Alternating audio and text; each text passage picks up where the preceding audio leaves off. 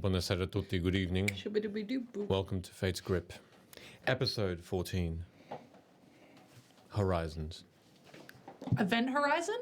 No, Great movie. not that horrible. Great fucking movie. I'm never going to watch it, you I know, refuse because to it's, watch it. yeah. You've not seen it? Nope. It's quite good. Yeah, with the conversation that was in the car that time we came back from North Coast, I think that was the convo. And I can't remember why, but it just sounds... Next time we got to undersell scary movies to Mikhail. Yeah. And that bit where they find him in the wall. Yeah, that was really cute. Yeah. Made me chuckle. It's wholesome. basically. Anybody who's seen Event Horizon, leave a comment of your favourite moment. And Well- why Michele should watch it. How warm it is. Can't wait. Jesus. Can't wait indeed. Thank you so much for the subscription. That's so long. 44 months. 44 months. Oh. You could raise a child to be a fan of Fate's Grip. In that one. Yeah. I'd hope so. Thank you. That's What? huge. So Thank true. you. In fact, Michele has. Yes, yeah. Basically a 44-month-old. Yeah. 44 months. Month-year-old? Anywho, let's go into some shout-outs before we start the game. You're a shout out. Certainly. 3.5 years or something. I don't know. Yeah. Do the maths. You calculate. I'm terrible at it. Math. Science, Thank you. bitches. 2 plus 2 is 4. Anywho, That's 3 questions. It took me a sec. I was like, what? if you would like to contribute to this amazing stream that you are all a part of and that we always appreciate you being at, you can go onto our Ko-fi, Fate's Grip on Ko-fi, and donate anything that you'd like there. You can subscribe to this channel, use your free Amazon Prime subscription if you want to, if it's just sitting there. Oh, no. As well as you can also just be here, talk to us, have fun, and slash or lurk. On top of that, if you want to see or hear what we do after this, well, you won't actually be able to hear what we do after the stream. But if you want to rewatch this stream, feel free What are we doing after the stream? Oh, well, I secretly record us and upload. Check if the mics are muted. We join a bikie gang. No, we go Where's my dad? somewhere north. You can also go to In the YouTube, territory. and also you can join us on our Spotify and Fate's Grip Apple Podcasts. We're also there. So enjoy listening to us again because you really want to, because our voices are awesome, and Awesome. You guys, you all rock. That's all the shout outs from me I'm a thus goofy far. goober. Although one more thing Rock. that we've yet to mention, fatesgrip.com. Get onto that website right now and see the amazing work that Emily's done, putting all of our The thing, it exists. our stuff together. Links to our merch that you can get your hands on as well. You can also start to see a little bit about us and a little bit of a Yeah, you can read about how Michele got into D&D. have a read, enjoy. Thank you very much for posting the link And there, soon Ash, as everyone. well. Yeah. Also, Ash, I saw a little bit of a sneak First peek of thing on something top of the cool, Google so that's awesome. Last week, Ash, I saw a little bit of a sneak peek of something cool that you're doing, so well done. It looks amazing. Oh, right. Ooh. Well, so... Hope you're sufficiently creeped out now. Hey, stuff that's coming soon to the webpage. At the moment, you'll be Silly able voices. to click through and see like a little summary about all of the campaigns, that sort of stuff. Soon, you'll actually be able to click into the campaigns and learn more about all of the characters. And, see tidbits about them and about the world and anything that you need to know, all of that sort of stuff. So that's coming soon. Yeah, that's Actually- about it. Promethean, if you're lurking somewhere, I believe you are, in fact, on the website. Oh.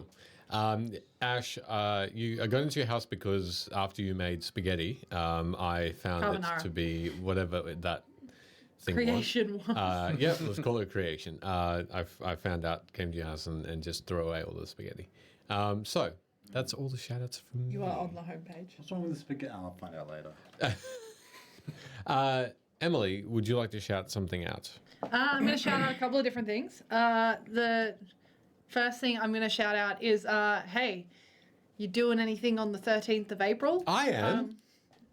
What? Really? Yeah, we all are. I hope you're not, because we need you. Yeah. No, you don't. We're retiring. heading to Supernova on the Gold Coast.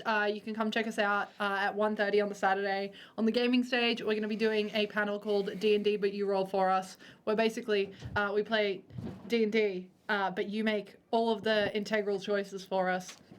And also roll the dice. It's going to be great. We've got a dice that rolls, hopefully, effectively. You're gonna roll that yeah. tonight?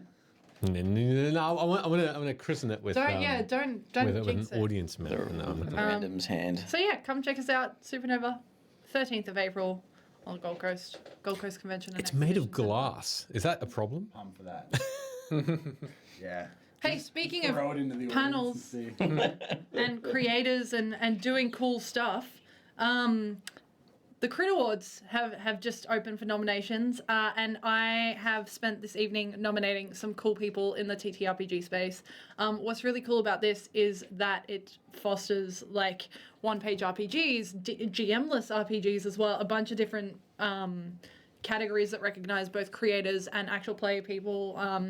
As far as like, hey, best villain in a campaign. So like really cool awards that you can nominate people for. I'm nominating some pretty epic people that are that we love and adore very much. I'm not going to spoil who that is because that would be unfair. But hey, if for any reason you like us, which shit, I don't know. I would hope you would if you were here. Oh, you do this thing. Feel It's 44 free to months. nominate us. If not, it feels weird to say that. So Oh, let's jeez. just There's a forget nomination this- form right there. Thank you, Just Ash. forget this conversation happened. Bloody hell. But figured I'd throw it out there just in case. You Efficiency. can even nominate one shots. So if you liked Michele's Straws. Cowboy Wild Wild West one shot, or if you enjoyed like Dead Channel or something like that, you can just nominate that. Ben. Did you say Ben? Hey, Ham. Speaking of wonderful creators in the community, hello Hamish. Hello. Hello, welcome. Lovely. Anything else you'd like to share? I'm going to nominate Ham for best villain because he's won in everything he does. Ham for best meat because he's ham. The other day, nominate my we dad were for best talking villain. about how I actually forgot to text Ham this. We're talking about how cool Ham is. Like, we were just genuinely, like, I'm not fucking joshing anyone. We're having that conversation. We were like, Ham's a really cool guy. And as we were driving, I looked to my right and we were driving past the Ingham's factory. And I was like, this feels Thank strange. you, Ham. Ham. Ham. Thank you. Ham. Ham. Stop it. And thank you very much. But genuinely, that was the thing that happened. That's and I okay. was like, haha, meat. You're super Ham's kind, Ham. The ham? Yeah, super kind, Ham. Thank you very much. And buying your love. Just buying my love. Yeah. It can be bought. Hey, you want to raise the bidding? No. Ham by the love. Lovely. Excellent. Excellent. I think that's about good. Whoa, why? Excuse me for a Listen, moment. when I dared all the spirits in this house to come at me with everything you've got, I expected more than that. And that offer's still standing. Take my friends too, first. Also, Okay. now it's not an appropriate time to call me from a landline. Go away. I reckon that's going to hold now, so I do apologize. That was one of the lights trying to kill Sheldon. Try it. Good. Excellent. To that point, let's recap. And we'll go into this game that is Dungeons Wait, and... this is a game? No, it's all... Wow, that's really loud on there. No, you have a tumor. That's fucking horrible. Take that back None of and them are real. apologize immediately. None of us are real. Yeah. You dark joke. Only at night. Okay, Only if so... you actually made it. Recap. You all found Avalea, one of the 12, alive and well, planning the salvation of Vedykar with allies of hers from the administration. She explained powerful chronomancy spells were at work bringing her back to life, essentially forming a time stop around her and sending her back on the point of death. We like to call bullshit. You had a tense interaction with her and Maury, the Aranel elf, and he left to report back to his brethren. You found nothing more to do but to prepare for Korth with Lila, and you sought out the Cloud's Fury, an airship to take you speedily there for coin, and are currently boarding the vessel of magic. Okay. You are given a rope ladder. And as you look up in the light of day, you see the expanse of this galleon hovering in far above you, the hull facing you, just swaying side to side ever so slightly, as though being under control or getting under control from what you heard was from an air elemental and a mage of House Lyranda that controls it. In fact, two. Such a large vessel this is. You see there are other ladders abound and also cranes on this ship that seem to be gathering up massive pallets of goods and being roped up and boarded as well. You hear shouts from above, but you can't really make out because it is about 100 meters in the air, this ship. You can only hear echoes of these dwarves of House Jurasco and of the Moror Holds yelling orders back and forth. No dwarf that you recognize is with you, though you are guided to the ladder by Finkel himself, and he bids you a fond farewell, not joining you on this trip.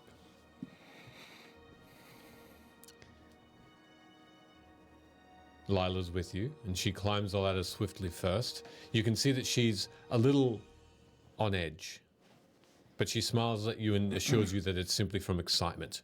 Excitement for the journey over the Nightwood forest that you'll eventually be bypassing and hovering over and flying over, and also the anticipation of Korth, and finally ridding herself of the tasks and her responsibilities.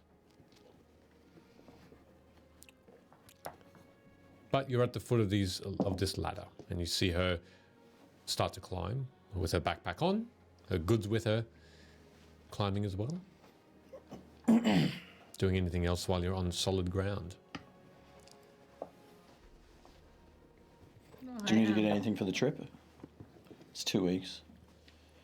I thought that's what you were doing. I got things for myself. The They're airship. not feeding us on this ship? Yeah, they are. Oh, okay. Has anyone got like dice or cards?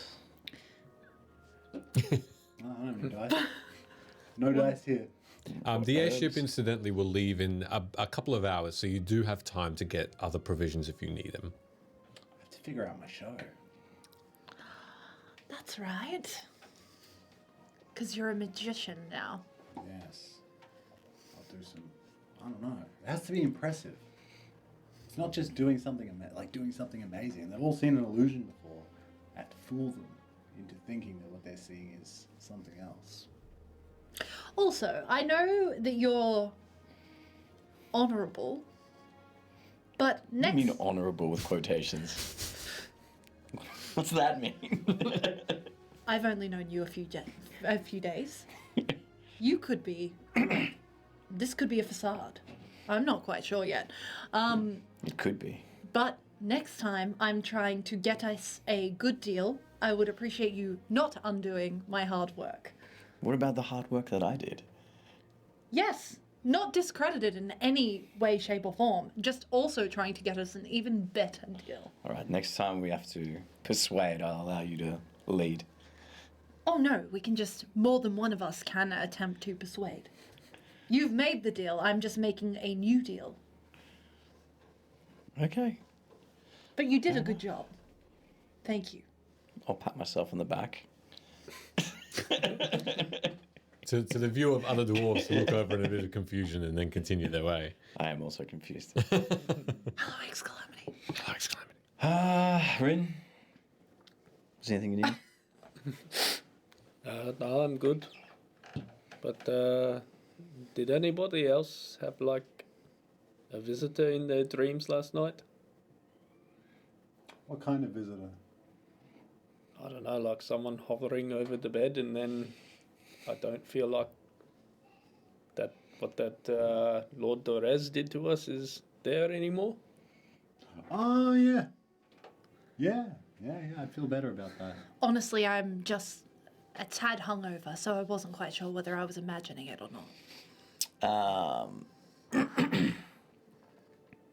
Yes, I too did have that dream. Check Did that we out. all have the dream, or do we all just feel like the curse is gone? Because we basically. definitely feel like the curse is gone, but did we all have a dream, or was that just Rin? No, you all had a dream. Yeah, cool. I dreamed a dream. Good, I was hoping I didn't remember that wrong, seeing as how no one seemed. You did well. Did you see how we all improved along with it, though? Right? Did Yes, you? yes. That's how we do it. Since he's Brilliant improv. Do you remember that dream? But yeah, I also feel that there's no longer a word carved into my eyelid, which is good. That's gone. It's interesting, though, because your eyes look a little strange. Little red? That'll No, pass. like one of them in particular is bulging slightly more than the other. Is it? Yes. Yes, it is. I'm sorry that you don't have 20/20 vision. Perception check. I might have 20/30 vision with my bulging eye. Oh, Which not eye? you. Oh. You're right. Oh, I'm looking at his eye. Do I have advantage on this? Absolutely. It's not like his eyes. You're right not in front of another him. place. Yeah, well, I'm good Yeah, at lying. correct. Do I get advantage on lying? Sure, you do. Yeah, great. Oh, you are Not even definitely right. deceiving. It's a weird. I mean, sure, I'm not going to suss it out. Is there a mirrored surface nearby? That's probably how I would check that instead of being like. Hey, Doctor. 20. You notice nothing. You notice nothing out of the mist. But it's a 19 lie. Well, look. I'll look at 19. Huh? Kalani. I was going to say Kamari.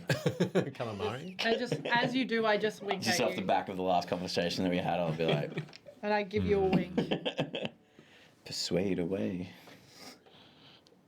Persuade. I don't need to. I don't say that. I don't I say was gonna that. say. You should get But I'm that not gonna join checked. Nah. Is there a mirrored surface around?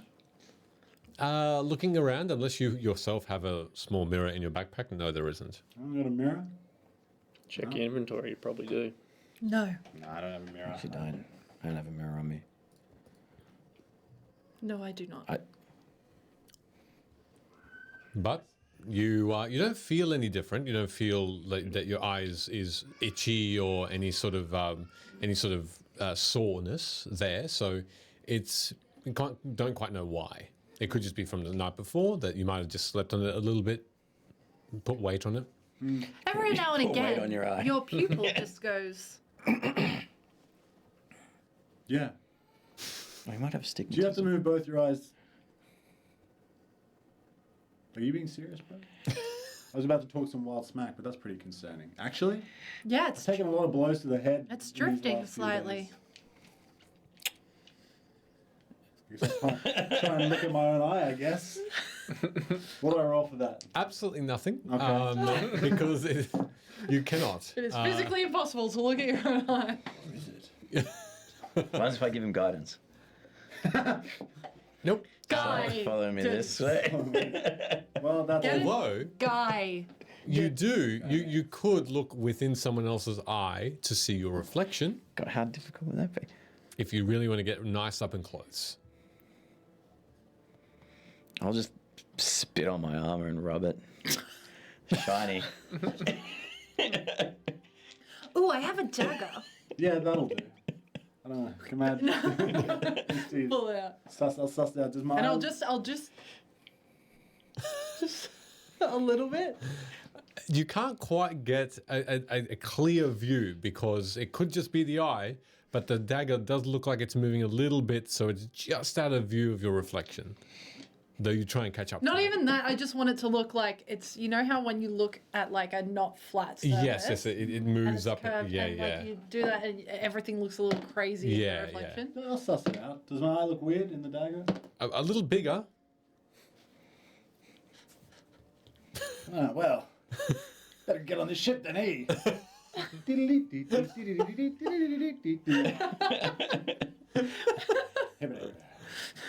It's a Popeye reference. Yeah, yeah. I don't know. I'm just like, oh boy, I hope you. Hey, do you want that spinach? Yeah. I'm gonna get up on the ship. All right, you start to climb up. You get up on What that the thing. Don't actually say that. I'm No. concerned, and then I get up on the ship. I'm like, Up on the shit. Dude, why is one of my eyes? I hope you do that. That would be so funny. The whole way. The gammy eye. I will follow concerned, him though. up onto the ship. Sounds good. Is there a crewman around? As you climb, Maybe I should cast command on somebody and be like, look Lie to him. No, I'm at his eye weird. I'm gonna ask, is there a doctor on this ship, or like a ship's doctor? you're on a ship that would is be me. being. Like a doctor on a ship and a doctor in general. It's just the same thing. No, it'd be One's just on a ship. specialised in boat-related injuries, Rope burn. like scurvy. So as you climb this ship and go onto the main deck of this ship, as you look around, you notice that a lot of these dwarves are of House Jurasco garb, and they are the dwarves of healing. Though you don't know exactly whom is better than others, you all climb up and you see the same thing. So you come to realize that you are on a very, very large ship. There are gun ports. There's the hulls below you now. There's a stiff wind that is driving you almost off your feet, but and you can see the sails, the main mast, the foremast, the mizzen. There's the quarterdeck behind you as well that rises about a floor above you. You've essentially come onto the very, very center of the ship.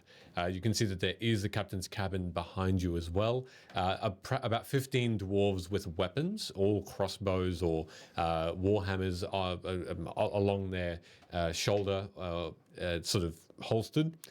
You see that there's what else? There is the gibbon, so the long spire at the very, very front of the ship, and the whole ship seems to be a good 100 foot or a little longer length. So it's very, very large, and you remember, and you have the smell of fresh air. But when the wind dies, a bit of gunpowder starts to take to your senses.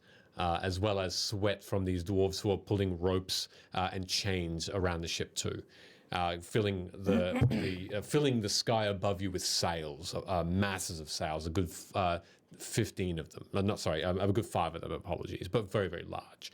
As you ask the nearest dwarf, he says, "Yeah, I know a little. I know a little. You needed healing. You have a disease." I've got a gammy eye. A disease of the Eyeball. heights. Eyeball bulging. Is it because of the heights? Because the heights is a little people. They can really stand up on the ship without having the wobbly legs. You know. Did this dwarf just refer to him as a little person? No, is it the height? Of the Oh, right.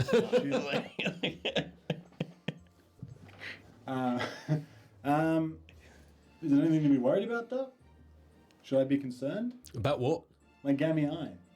What Look, can I? look at it. It's huge. No, I just told you. You're in the middle of. I wink at him as My I eye. do it with This the one. eye that's not facing him.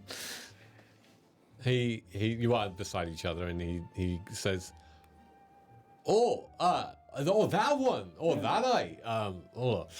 There's a bit of pus coming out as well. A little bit of Oh, I didn't see that. That's why. You need to lay down. He's the Are you doctor. sure? Are you sure you're? I'm not the ship's surgeon, but I can get him for you. Well, look, there is one thing. I have to perform in 2 weeks, and I can't. Oh, you're Ivor. Yes, Oh, we've heard about you. It's good to see another dwarf on the ship. Ivor the Greater. Or is there an Ivor the Lesser? No, You it's have a just that his surname is Gritter. Wait, your surname is Greta? Yes, greater. It's a stage name. Oh, right. Do you actually have a last name? No, Oh, just Ivor. just Ivor. Ivor the Wayfarer. Ivor the Wayfarer. That sounds better. I like it. Hey, kid. Fantastic. Anyway, you want to see the surgeon? Oh, I don't think I've got enough medicine or magic to look at the eye, you know. No, I just need a medical certificate exempting me from that show that I have to do. But don't worry.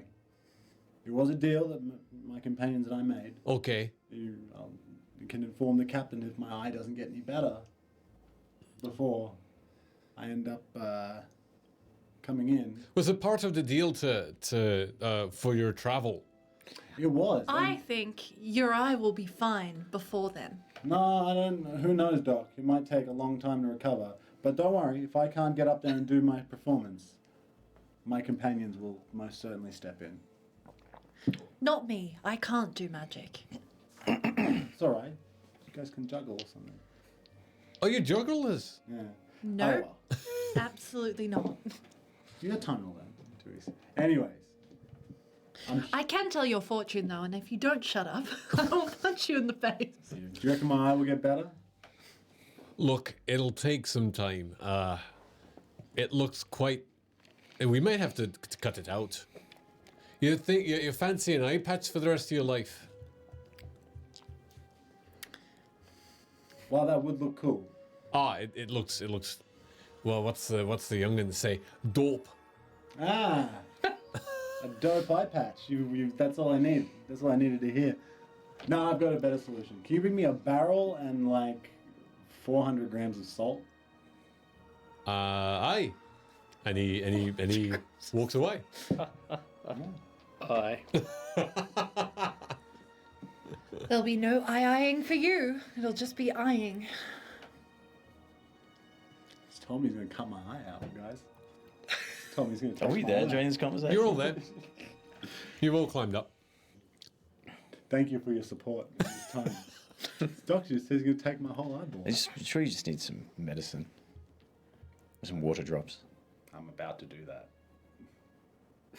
We'll put some holy water in it. Actually. Yeah, the little bits of silver will help lubricate. Don't you have any spells you can just cast? No. None of my spells. do- Magic eye or None something. of my magic eye. Dry is eye. Lila still with us? Lala's there. She's, you can see her giggling, but you don't quite know why, because she's looking away when she's doing that, as though she's looking over the other side of the ship. Lila, can you cast magic eye on me? That's quite a powerful spell. Are you trying to see beyond the horizon? It's to fix my gammy eye. Here, I can fix it for you. And You're just gonna pretend to cast magic. yeah, I'm gonna cast a spell on him. Okay, But it's mending. sure. And I'm gonna hold my hand across. I'll be like, I'm gonna need to touch your affected area. Go on. And Lay it right on my eyeball, I guess. I don't know. Would there be a bright light or anything that emits Yes, from a spell? yes, there's a bit of a flicker, and there are. So I don't You actually blind actually. Yeah, I was him. gonna say you do. I'll put my hand over that I don't cast a spell from over his eye. Sure. And I'll put the other hand to the side to block any flash. Lovely. Um, Can you make an Arcana check if that's okay? Does he get it at disadvantage because I'm fucking convincing?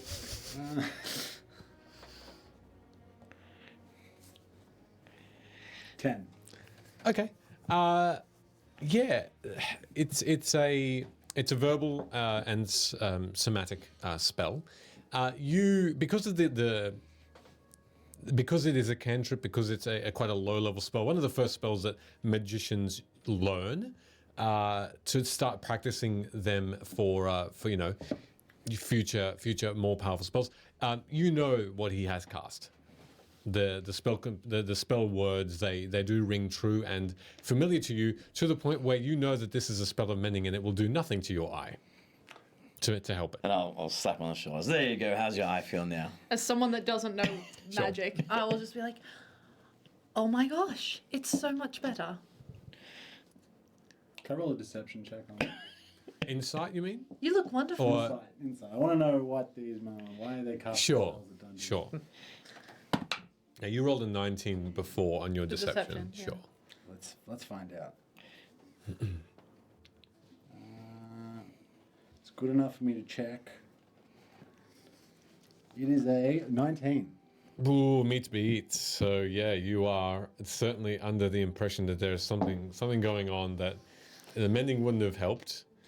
Now, Kailani's words seem to be a little bit overexcited. They're deceiving you somehow. Well, I don't think that did it. I don't know. Your eye looks way better than before. Nah, I'm gonna cut it out. Where's that doctor? He comes back. The dwarf I have a dagger if you'd like to do it yourself. is rolling. No. Doc. He's rolling this barrel towards you. It's you can hear sort of almost like there's sand inside that that rolling of sand sound, whatever that is. And then he opens the lid. He turns it and then lifts it. It's he uprights it, and inside there's a decent maybe 15 centimeters worth of salt at the bottom. Doc, we're not gonna need that. I need you to hold me down. Oh, I'm taking care. I'm married. I'm sorry. No. We're cutting my eye out. Kailani, you're the one who saw it. I don't trust anybody else. I want you to do it. Oh no, you can do it yourself. No, I can't. I don't have the strength. Well, you can. No, I can't. I think you can. I'll pass out and then I'll go blind in both eyes. Okay, well, so will I. Wow, now I'm gonna die full die. Oh well. You Well, had a I good mean, life. I could Wow. technically spare the dying. I'm sorry. Am I supposed to throw myself in front of? Marsh, she's asking you to cut out this eye of which you spotted. If you hadn't spotted it, I'd be dead. Will you double that down on that favor and double save my life? I don't think you would be dead. I think it's just an infected eye. He just said you could cut it out. Okay. He's a doctor. Well, the he's ship's doctor. He's the doctor. I'm not the doctor. I'm not the surgeon of the ship, but I dabble. I don't know. He dabbles. I don't know what you're talking. You're Kailani.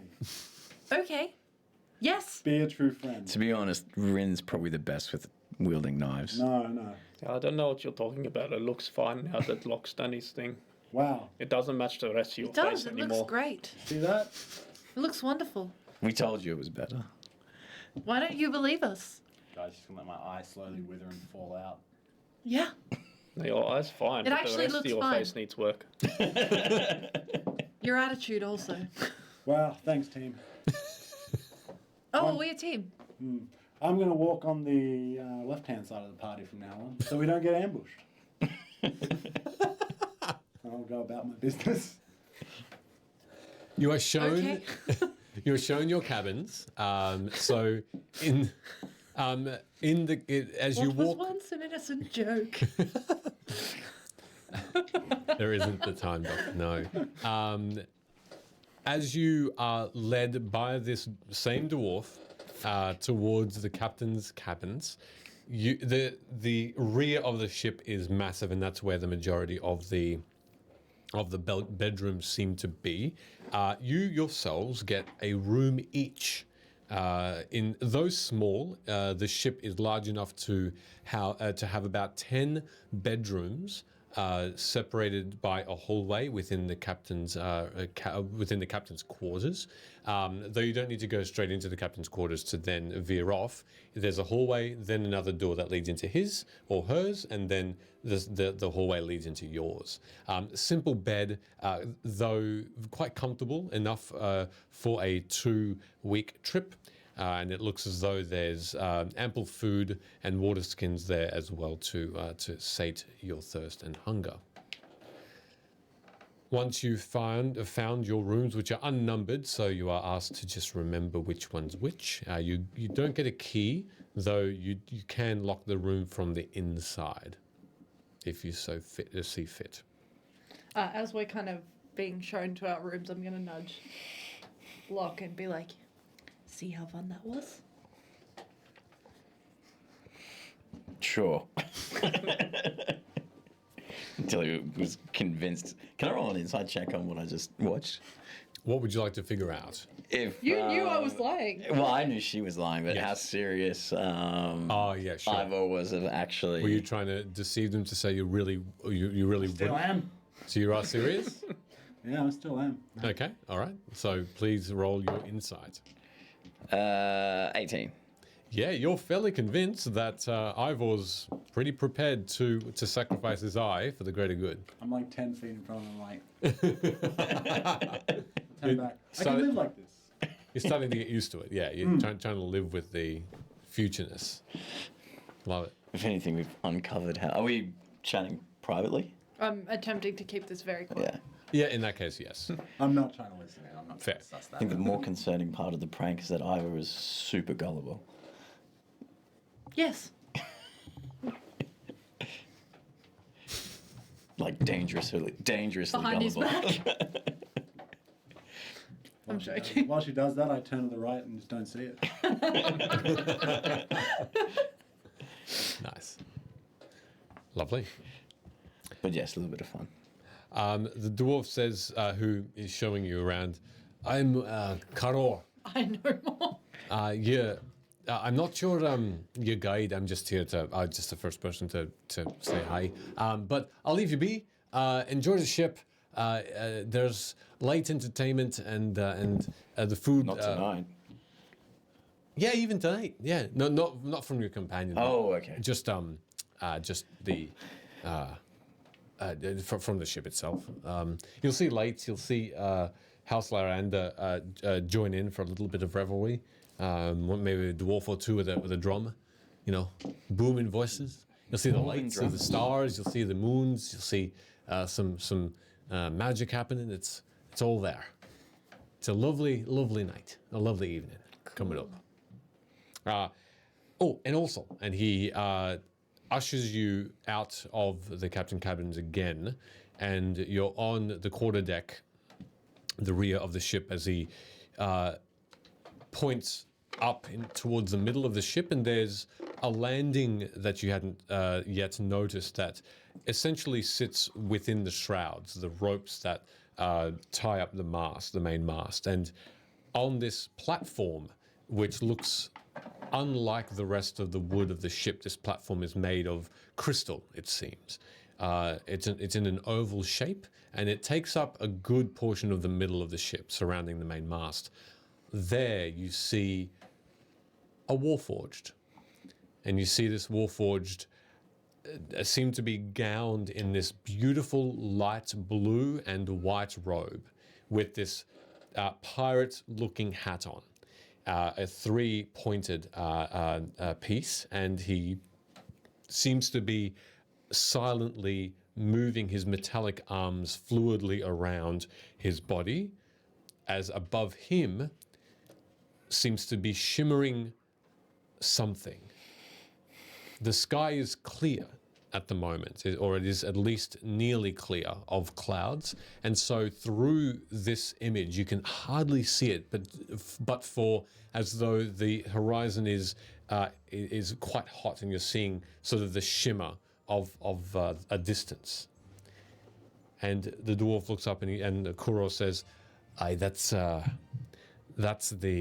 House Lyranda representative. His companion's coming soon to see us off.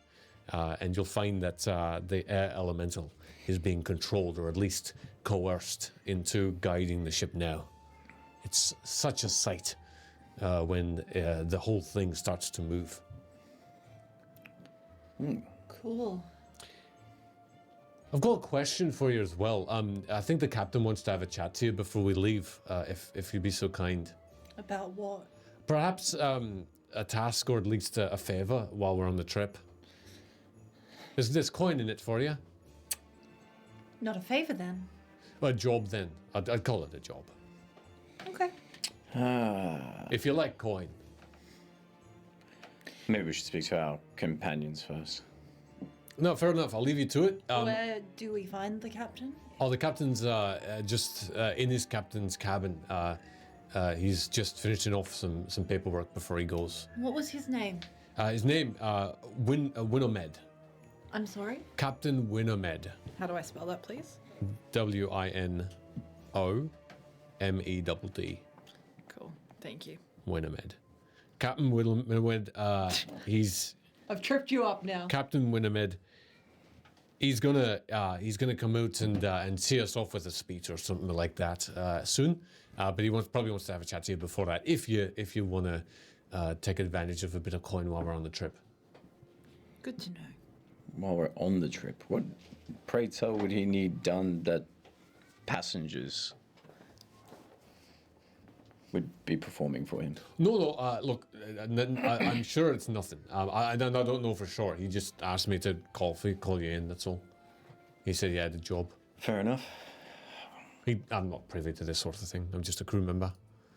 Anyway, safe travel. I'll see you during the trip. Obviously, I'll be up on the main mast in the right up top. I've got the keenest eyes, which is why I'm a bit concerned about you. Actually, be well. And he dramatically turns and walks away. And scene. What do you want to do? Should I check in with this captain? Yeah, sure. We may as well. It's just polite. It'd be a bit rude if we snubbed him, even if we don't want to take his job. Yeah, sure. But if you're the captain, people could say aye aye. Well, I mean, in his case, it's just I. 4. Is that one eye or two in Ivor? Huh? One. Soon to be only ever one.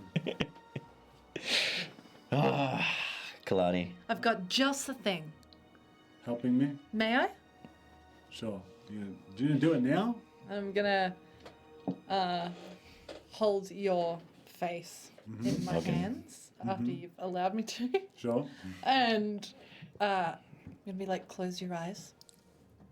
I don't know if I still can, but I'll try. I'll close my eyes. You do so quite easily. There's no pain, no other concern. Are they closed?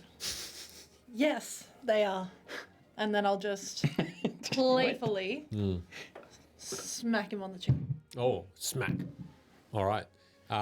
It's more of a thud than a slap. It's like a little playful slap. Little playful thud. Playful slap. Yep. I'm not trying to hurt him, is what I mean. I'm just trying to like, whoa. Not like that. A little bit more like. That's not playful. Don't worry, I know it's playful. It's fine. And then I'll say, now you can open. Are they open? Yeah. Okay. You see And everyone it's around you. also realign. Nice. Yeah. You're welcome. Nice. Hey, Michele. Over the course of the coming days, if I wanted to learn how to move one eye independent of the other, which is something you can train yourself to do. Yeah. What do I roll for that? Like, what is That would be dexterity. Dexterity checks. Cool. Yep. Can I try it? Yeah? You can absolutely give it a go. Yep. Slowly becoming an Arakov. So far, because you've never tried it before, you'll have to start rolling at disadvantage, please. I think you made it worse. No. Roll No, that I'm too. certain I did not. Oh, look. Let's give it a try. Yeah. Huh. What's the skill for this? Dexterity check. No, I mean, like, what's the bar for this? Oh, sure. What's the number? I can't. No, don't. That's for you to know and for me to never know. True to time. 7. Okay. Do I know whether he's now trying to play us back? You can make an insight, but what you also see. Inside? Huh? What you also see is Ivor doing this. Yeah, checks out. Looks Yeah, good. well, I mean, if he's looking around all sus, I'd Yeah. probably still want to know. 15. Okay. I roll against it again if you want. Please do roll deception. Hey, it's a 7. Yeah, he's totally bullshitting you. I am not stupid. Neither, Unlike you. neither am I. Gammy eye. I never used the term gammy eye. That was all you. Fair. Also, haha. You got me. You had me at the beginning there. You had me in the first half. I didn't realize the amount of commitment everyone would go to, but I would have let you cut my eye. Anyway, oh, I would have made you do it yourself. we were this close. No one can cut their eye now, boil out. I feel like they could. How much willpower that would take? Okay. And well, also accuracy let me just. under pain. Oh no, you don't have to do it well. I'm not going to take advantage of what. I wonder if anyone could. I mean, you could underneath specific circumstances, but it wouldn't be easy. It'd be quite messy. If someone probably more likely to confined kill you yourself. to a cell and said, you either rot away in this cell with no food, or way to live or sustain yourself, or you cut out your eye, Yeah, you but would it's not find like, a way. oh, I'm just going to cut my eyeball out now. You're probably going to be waiting and, What do you reckon is better for that? Knife or spoon? Spoon. yeah, probably spoon might be cleaner. Mm. Take the sock. Maybe both, actually. May I also just say, But you might even go into shock and drop your... not important. Spife. Oh, yeah. Yeah. What's that? Spoof? Nah, I think that's what they call it. Cut the stream. Yeah, well, there you go. I don't know how you lose an eye, but Anyway, What's those fork spoons? spork. Spork, that's it. Captain that's the last thing or you no want. captain, because at the moment, as much as I'd love to talk about sporks, Could use a dessert now. I would also like. I'm disturbed as to why someone cutting their eye out might That's be some the. ice cream. Oh. Worse than yours. if you had one eye, I would call you Watch out. Cyborclops. Like a Cyclops, but your name's Ivor. Anyway, captain or no captain, what are we feeling? Captain. Captain. Captain. I mean, it'd be kind of awkward if we were like on the ship for 2 weeks and he's like, hey, thanks for coming to see me. He might eat better food if we can get a seat at that table. That alone is worth meeting. Perhaps you could dip on the entertainment if we do something significant. I know you're not comfortable with that. Frankly, I No, I would mean, like I'm sure I can to. put on a show. It's just I gotta think it up and all that. Just tell us the story of the Wayfarers. Why Something don't you stupid. catch one of Lani's bullets in your teeth? That is an excellent idea. Do you know what's not an Not excellent that. idea? That's a terrible idea. I'm not doing That. that. But that's a great idea. Thank you. I'm full of them. That's what we'll do. Bit of a history lesson. I missed what the good idea one was because Rin said something cool. Anyway, captain time. Let's do it. All right, it's captain time. We'll find a good spot if we're waiting for the captain to give a speech, I guess, first. We can't Oh, that's just go right. to his Leave it. quarter. Yeah, you can. You can just go to his quarters Oh, well if you'd then like. And do it that. seemed like that was the invitation to meet him before the speech was given. Yeah, great. Let's do that. Okay. As you Making our way to the take- captain's. yeah, simply turn your heads and move into the captain's cabin. You see that the everything is very, very well, though plain, it's quite clean. So there's a grey carpet. Everything's a little bit silvery and light blue in the cabin. Outside, it's a bit more stark difference as a lot of this House Jurasco dwarves are and members, not just dwarves, but they're all in the same yellow robes. And here it's a bit different. You have the smell of carpet and you have the smell of wood around you. That slight off scent of gunpowder still is wafting around the air as well as what seems to be maybe root vegetables that might be just being stored far below in the hull, making their way up through the woodwork. As you go into this room, it it is a massive square room when you can see it is actually beautiful because on the very, very end of this room, simply windows that give you an amazing vista of the rear of the ship and beyond. And you can see Vedykar from high up from here as well. And you can see that from here, it seems, thankfully, innocently, just a small little town and not the danger and not having the dangers that you had encountered. It just looks peaceful, nothing looks amiss. It looks like as it should always be looking like. A town that is just a day-to-day of trade and fun and happiness. And you can see that the grey carpet is keeping up bookshelves on both sides of the room, and that lines the room. You can see that there's a massive desk in the very, very center of the room, and a very tall chair which sits, which you could also you can deem to be the captain. The captain is a warforged as well. You can see that he has this coat of grey and a lightish blue tinge in, and some silver buttons that adorn the innards. You can see behind that he wears a bronze breastplate. And then beneath that you can see a red shirt, all very, very well made up.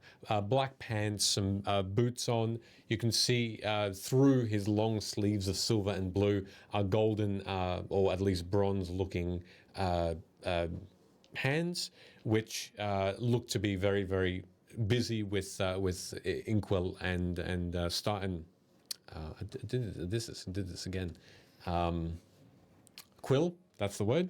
And he wears this black hat, this top hat, which looks like it has these silvery spikes that go that adorn the outside of it as well. He has these this slight green glow to his what looks to be the mechanisms in his eyes as well, and it looks like a head of metal, but also half a skull. As though the mechanisms want to try and emulate a skull with these very inward cheekbones, and they seem to have these different colors to them of silver and also like a white metal of some kind, almost like a marble to it. It's very, very I guess you could call him, beautiful for a warforged. He looks up and he says, welcome. You must be the visitors from Vedykar. A pleasure. I introduce myself and wait for my companions to do the same. I am Captain Winnemed. I welcome you aboard the Cloud's Fury. You seek to be guests aboard this ship for 2 weeks until we reach Korth, as we travel over the Nightwood. That's correct, yes. We will face many dangers upon our travel. We will. I believe the guards we have aboard will not be enough to curb the potential destruction of this ship, and I tell no one else, for I believe you to be strong. I have heard many tales. If that's the case, and forgive my,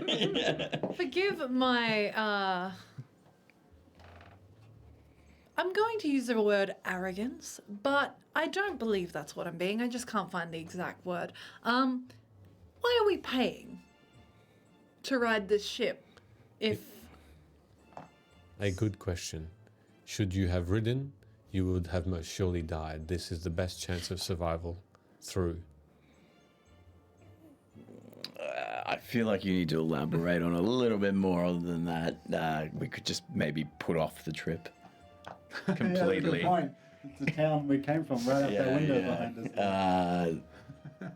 I'm sure our friend could lay off from writing her leave from the ministry in a month.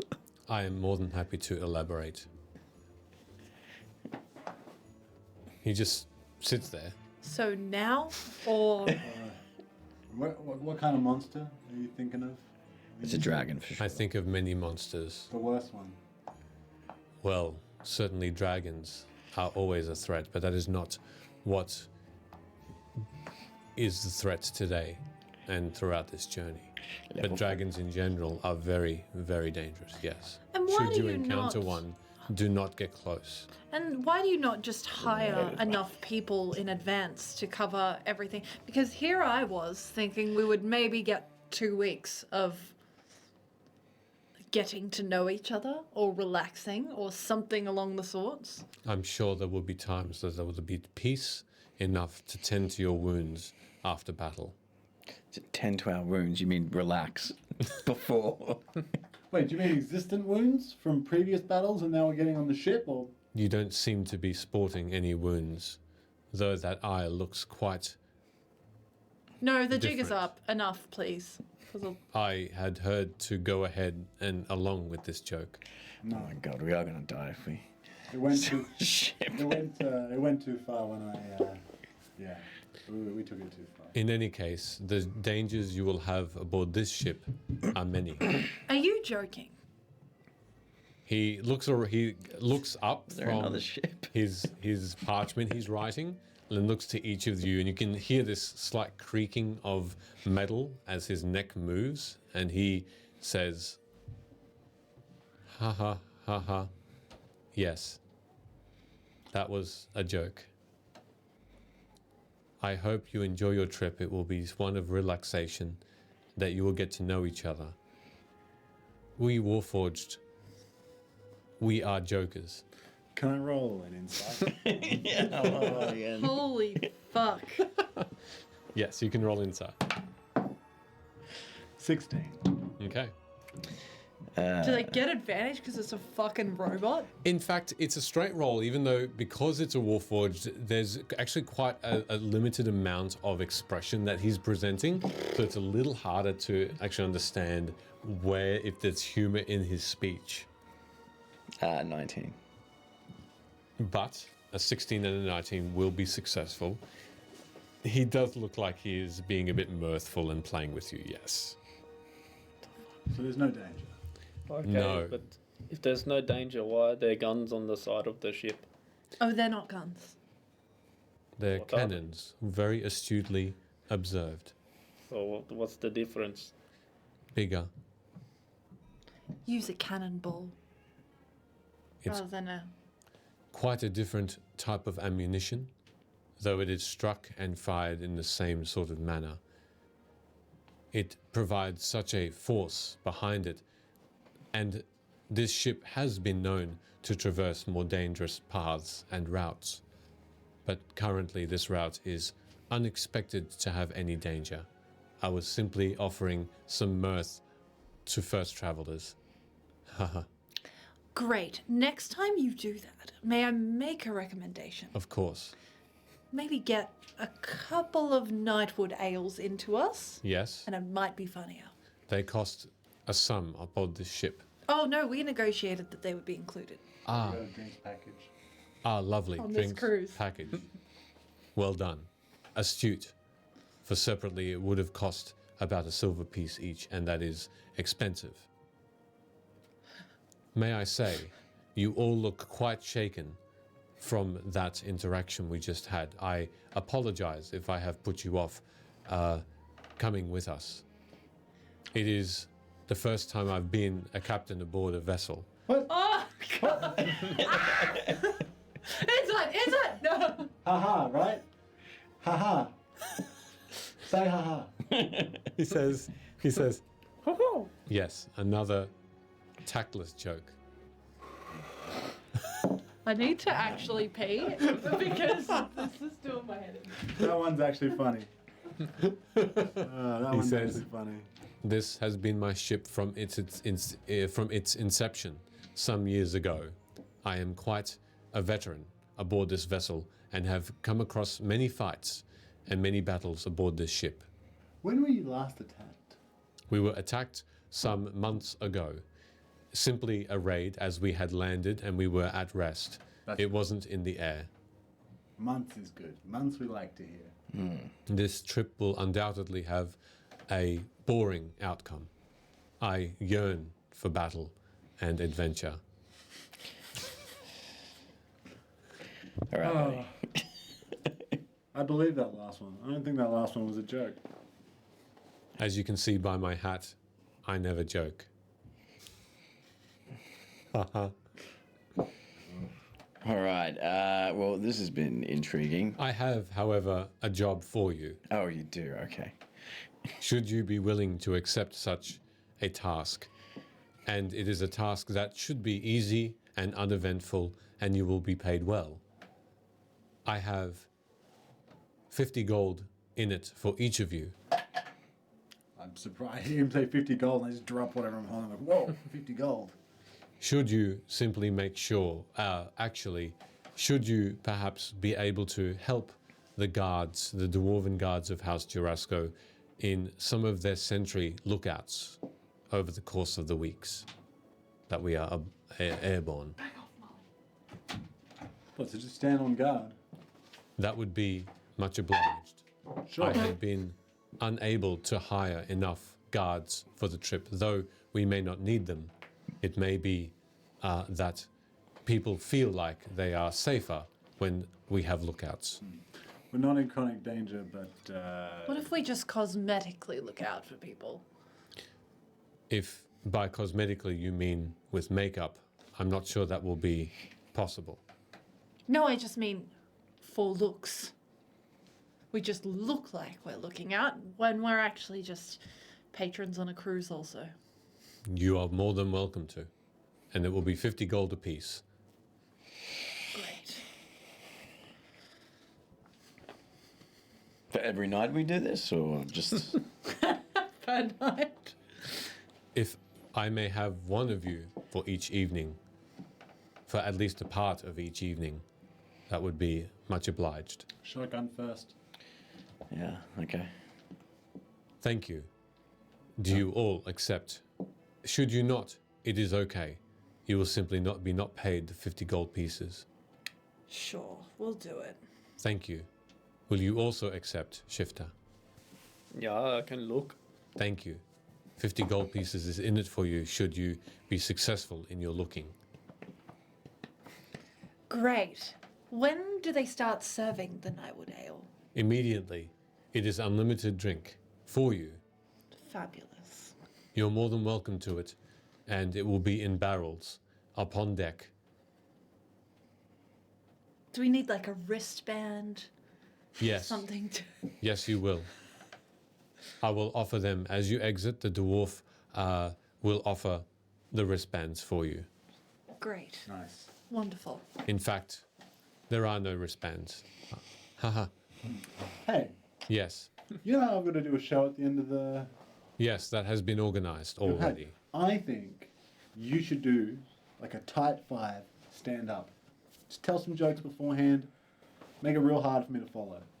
Yeah, you could open up for him. Yeah, warm them up.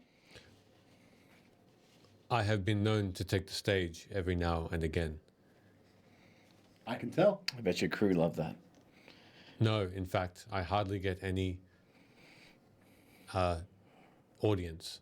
Well, they'll all be there. Well, yes, because they'll be working, making sure that the ship stays afloat. What about when I do my bit? Oh, people are very much looking forward to that, and we'll make sure that the Lyranda allies are full at work and can keep the ship aloft while you perform. Yes, but if you open up for him, then you too will have an audience. You get the crowd going. They hear enough of my commands. No, but it's time for them to hear not your commands, but your jokes. Your ha-ha. Yes, your ha-has. And perhaps the more prudent question is if you think that the ship is so unmanned, what's the head count for this journey? How many people are actually traveling that aren't a part of the guard? That aren't a part of the guard. Yeah.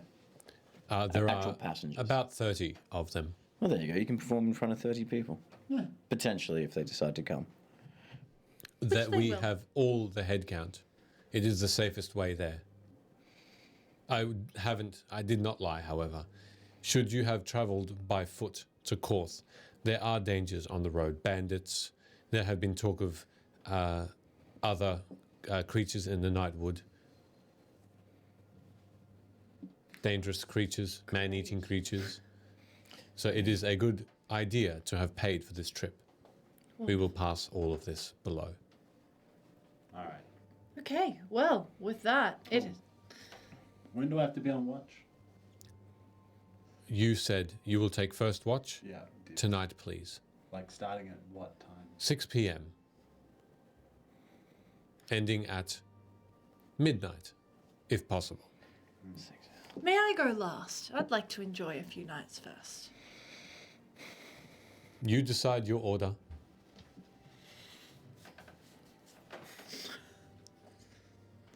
Whatever. I will always be watching, I guess. Nice. Oh, that's creepy, Ren. Keep that to yourself, buddy. Anyway, I I must. watch you all the time. It is time for me to make my speech now, which I have written. I am not a good public speaker. we'll clap for you. Throw a joke in the middle of it. Trust me.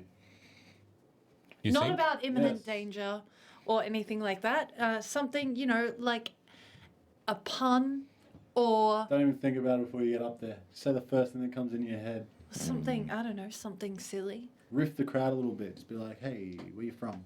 Very, very well. Hey, where you from? Where you from?" Because I that's a can- joke. No, what they respond, and then you make a joke from it.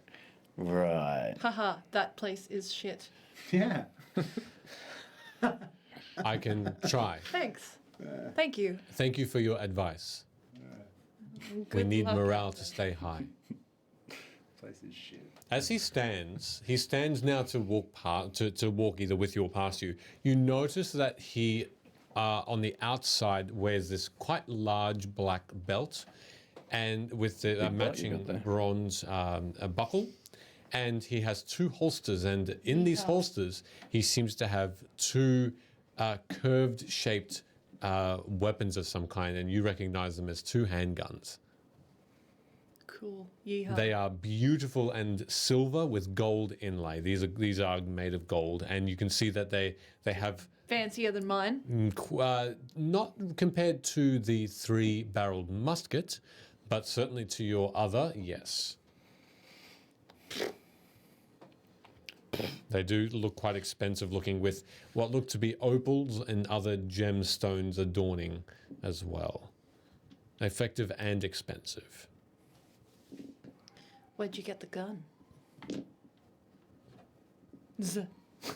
He says, I'm not sure if you have been to Sire since the Warforged have taken it back and have made it into their own. However, there are many weaponsmiths there. I have some contacts. These have been quite a while in the making. Do you all carry them? Certainly not, no. Many of the Say that would be Warforged expensive. Many of the Warforged are pacifists.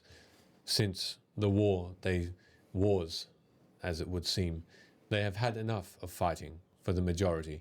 I do not use these unless it is self-defense only. I heard some of you just call yourself the Forged. Drop the war bit.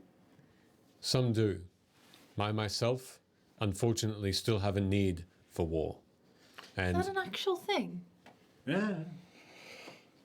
I read about it. Cool. those that live in Sire call themselves Forged. Those who live outside of Sire are Warforged. There you go. It simplifies things for those who they trade with. Cool. Anyway, watch this. And he walks out. Watch me whip. Watch me name. What are you all doing? Guess Have we just been left alone in the Yes, you captain's have quarters? Hey, captain's quarters would be full of maps, wouldn't it? Yeah, Plentiful of I'm thinking. maps. yeah. You got those coordinates on you? Yes, I do. Let's, I will. I will go with him so that there's a distraction of sorts, I guess. If that's what you would like. So what are you doing? I'll follow the captain. I'd like to think that just like real life, we just get on the same wavelength. Maps. Yep. That's what I was thinking. Rin, drink now. Let's go. Alright. It's for you. Okay. I wonder if Warforged sneeze. I don't know. I'm just curious. Maybe it would sound different and it wouldn't bother me. Maybe the captain could teach Ivor how to sneeze. Well, don't tell Ivor this, but I did ask Avalea if she could make it so he couldn't sneeze. Oh no, that's terrible. I don't know if she did or not. That will cause massive headache. His eye might actually fall out. That would be a fitting end to that joke. Like a punchline. Or an eyeline. As we're walking, I will turn to the captain and I will be like, "Do you sneeze?" And you don't have to actually answer that. I'm just going to try and start a conversation that's Sure. like, All right. You will never know because he. "Ah." You can text me later. That's what it sounds like. Yeah. It's just the grinding of gears. It's like a pepper grinder. So you both walk out, and the rest of you stay. Lila goes out onto the main deck with you both, and Ivor and yourself, Locke, you're both still in. Yeah, instantly thinking about maps. Yep. And I'm gonna look on, pull out the note with the location on it, and try and match it up with any map that might seem a lot more detailed than. Yeah, definitely. Well, the massive desk has plenty of maps on it. Most of them are of Karnath. Some of them and a lot of them are all holds. Though, as you start to sift through, you easily find one of Eberron as a whole world, the world, where there are multiple continents. As you try and match up the coordinates, first of all, the thing that instantly has you a little on guard is the fact that Arenal certainly is not directly north of Corvair. It is southeast. The the continent that is essentially north of Corvair, there really isn't one, but if you had to say, the coordinates actually do lead you to the very bottom tip of a continent called Arganessen. So it's really a continent. Continent of Arganessen. Boy, I was really wrong about my geography, which is pretty damning considering my job.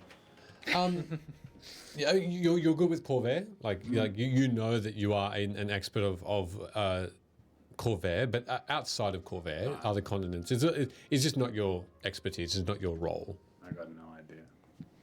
Do I know anything about Arganessen? You can certainly make a history check if you'd like.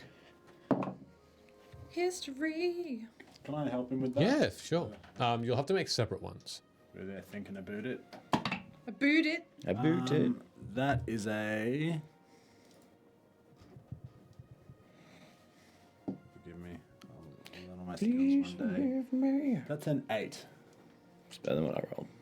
Really? In which case, that'll be a 13. Okay.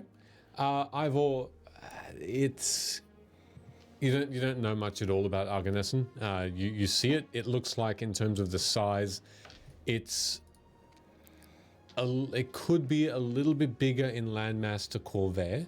So so it's massive. It's absolutely massive. You see the others as well. You also don't really understand any history about a continent called Zendrick or Salona, or even a large icy-looking continent called Everest. Those names don't ring a bell to you, no.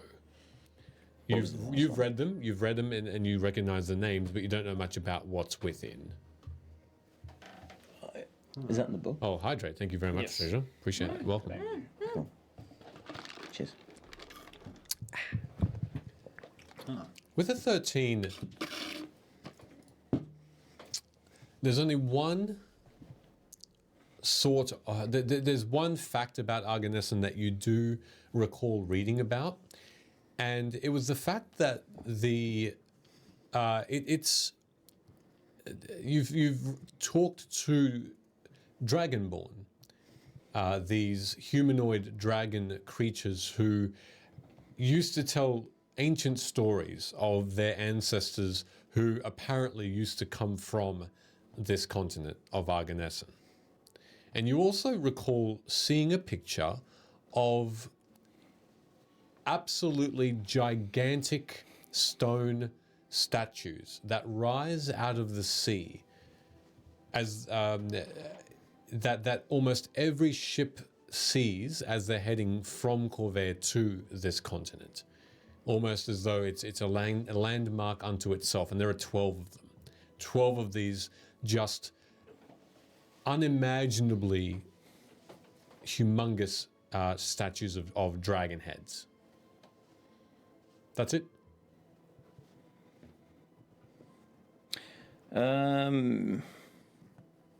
So the coordinates match to Arganessen. Matched to the very, very bottom tip of Arganessen, yes.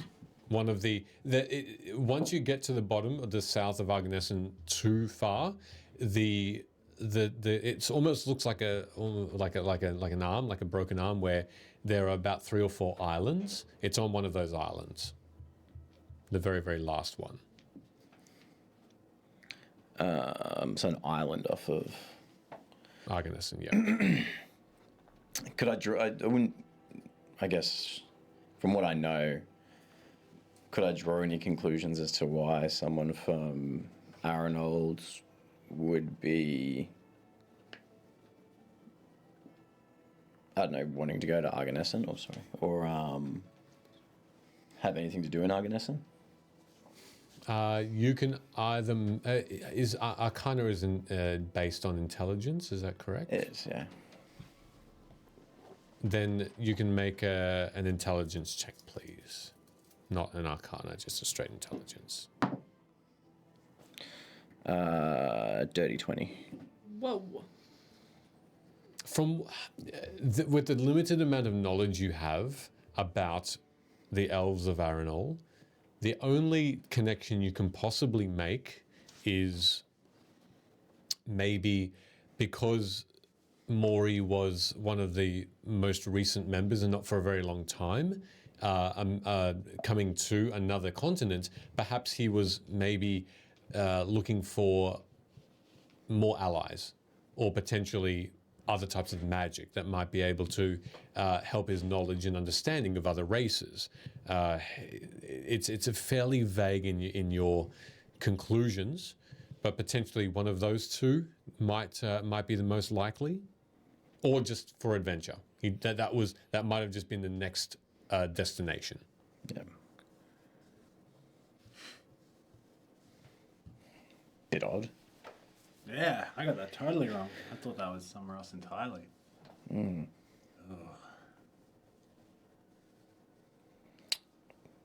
So I don't see us getting there anytime soon. No. Maybe it's more like if everything's gone drastically wrong years from now, this is where you'll find me. I'm not even quite sure how we'd even get over there. It's quite. What would the distance be from? From Corvair? Yeah, maybe.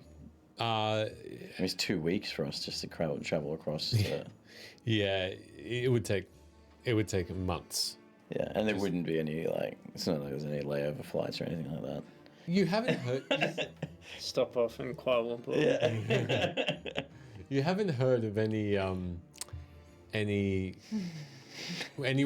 that is selling, I guess, airship passes or ship passes? No, though you haven't been everywhere.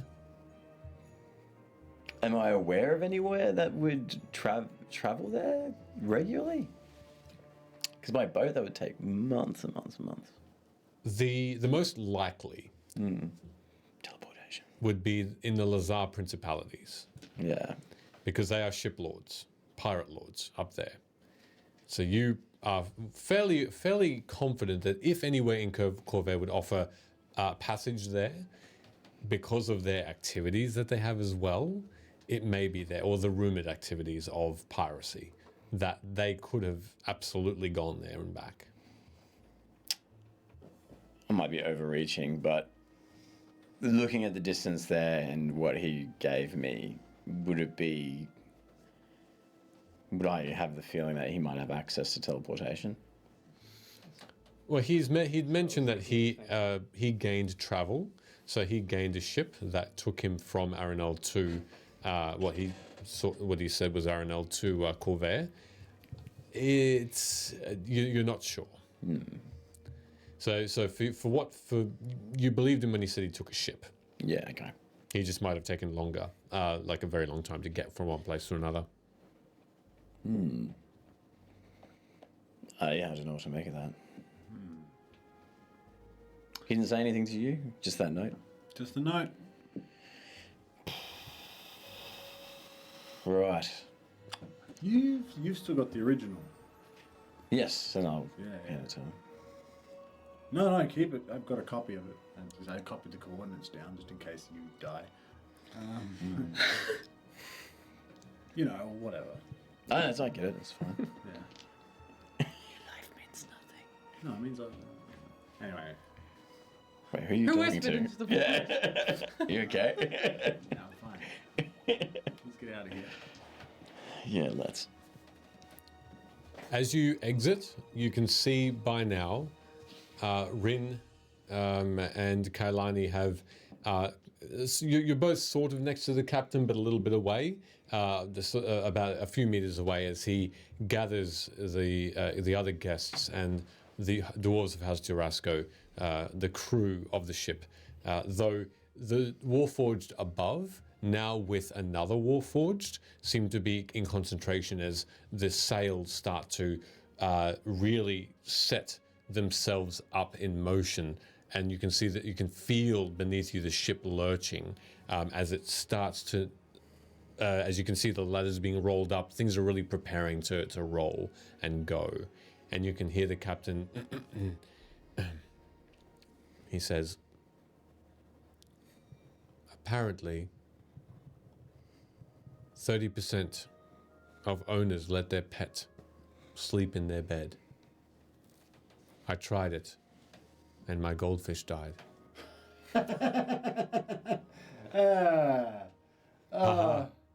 Haha. No one says a thing. I do. I laugh loudly.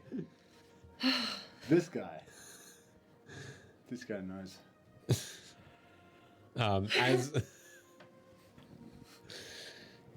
As no one says no, you hear a bit of murmuring and There's a bit just of one confusion. random guy in the back. The captain says, "You ever wonder how the lightning rail eats? It chews and chews." Whoa.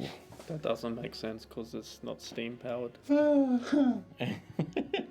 Choose. It's like food.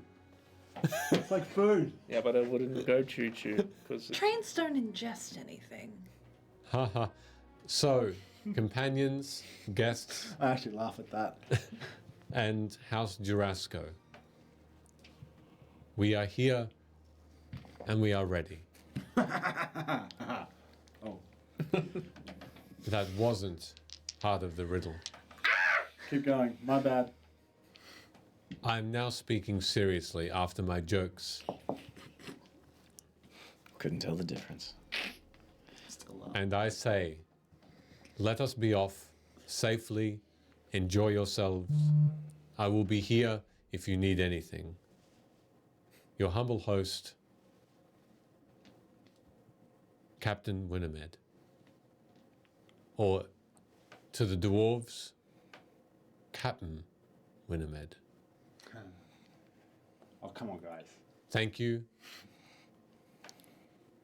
And he looks up towards the two warforged in blue and white robes, and he gives a slight wave. And with his other hand, he reaches for one of his handguns, and he lifts it into the air and pulls a trigger. Oh, that's rather unsafe. And you can see a glow as a light blue beam shoots out from the barrel, and it makes initially a hissing sound and then an enormous in the air as as whatever projectile was inside races into the sky and then explodes in a fireball. Cool.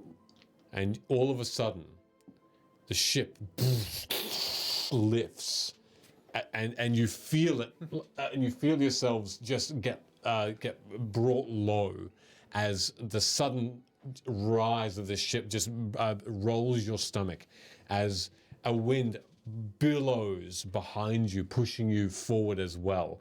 The ship on a slight angle upward as it starts to rise. As someone that's actually scared of flying, that is horrifying to picture. And you can see the trees and the town pass quickly as Lila looks back. She looks down at the city below. The building's getting smaller and smaller. And she says to you all, by the time we return, if we return, I know I will. Oh my God. I know I will. I hope that it's all at peace. But that is, for now, that chapter done. Level up. Come on.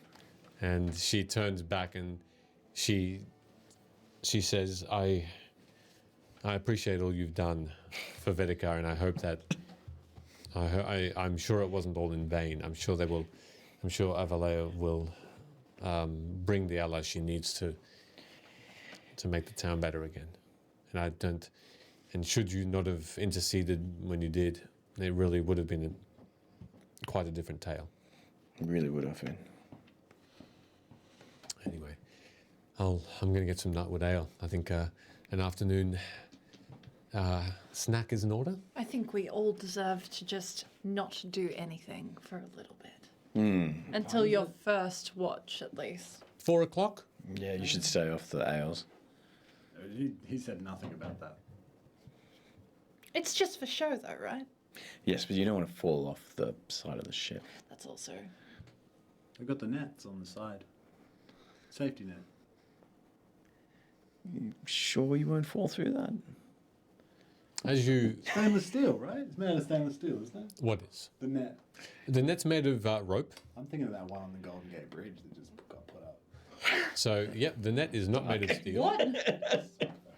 Yeah, my bad. As you look over the sides of the ship, you do Just my old friend. you do in fact see that the ship didn't have the nets. The nets weren't, I guess, upright or hadn't risen, but now they have, and they act almost half as wings, but they flail out like webbed hands all along the sides of the ship, and they jut out about 10 meters. It will not be easy to fall accidentally, even if the ship listed quite extremely. You'd still see. You could imagine that there is certainly safety there, and you saw as you were climbing up the ladder a lot of compartments that were easily, almost like shutters, able to be opened and then shut again, so that you can more easily, if you were caught astray, you were able to roll back into the ship. No, I'm confident. I'll have one ale, and if I feel like it's too much, then I'll stop. Be responsible. Sure. Okay.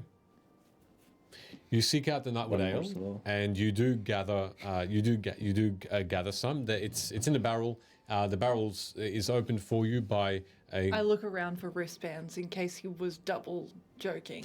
you are able to drink the Nightwood Ale without a problem, without the need for a wristband. Good. It's bitter, it's fruity, it's yeasty in its flavor. It is beautiful. 90. 90, yeah. Woody. It's day. Airy. And it's very That full ain't no bodied. lager. And you sit at.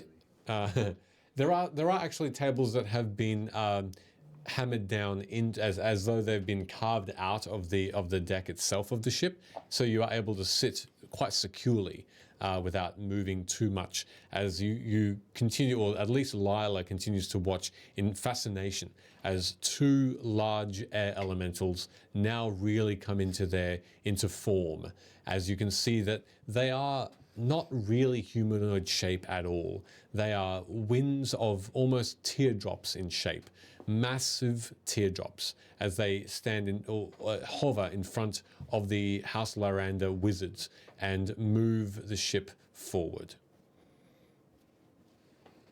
Lila's there drinking with you.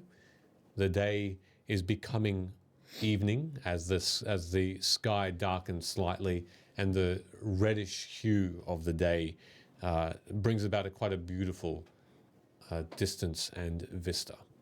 You can see by now the town of Vedykar is simply a dot, and before you, below you, lie grasslands and distant forests, and to the south you see an expanse of yellow as the cool wind brings about the look of the Talenta Plains in the very, very far distance. Forest below. The north brings a blue tinge as the Bay of Karnath greets you as well to your eyesight. But there doesn't seem to be a wind anymore around you, as though the ship itself on the inside is protected by the weather. And you see Lila nod in almost assurance, and she says, the House Lyranda wizards are known for their weather control. They are keeping the winds, and they will keep the snow and the storms away. What do you think would happen if something was to happen to them? There are stories of ships that have done many things. If the control and the concentration of House Lyranda were to be distracted, if they were to be killed or distracted, then a couple of things may happen. The air elementals may become wild and steer the ship to the ground, or they might send the ship. And there are some ships in the past in history that have never been seen again. So you would assume there's more than one of the House Lyranda wizards on board. Well, there are two up there now, both the Warforged, kin to the captain, though I'm not sure if they are related or if they know each other. I think they are just allies. They have the ability to go night and day for weeks without breaking concentration. Seems a little unfair. So I look up, and they're just standing up there on top of the mizzen mast or whatever. On that crystal platform. So if a bird flies in one of their faces, we're all going to die. Whoa. Thankfully, Well, they have protective wards against that sort of more mundane thing. Oh, just check. You cannot right. see them, but there is a shimmer of magic that surrounds them, protecting them. I mean, I assume we're going to see a lot of birds, right? Because we're in the sky. what do you think happens to the bird when they get struck by the ward? I guess maybe you'll find out on your watch. Why are we speaking about this? I don't know. I'm just nervous. It Yeah. would happen, though. It would happen. Lila says, it has. The bird is safely steered away. They don't fly into anything and become simply feathers. Right. They are steered away by the magic. They are deterred, as it were. Doubt. No bird is harmed during the travel of this ship. Good to know. That is excellent news. Are you all comfortable this high up? I'd like an ale. You were Yes. given one. Oh, Scared beautiful. of heights? No. Quite familiar with them, actually. Okay. Used to be What- a ship captain once myself. Lala is now a bit more curious. A ship's captain. Yes, yeah. What vessel was that?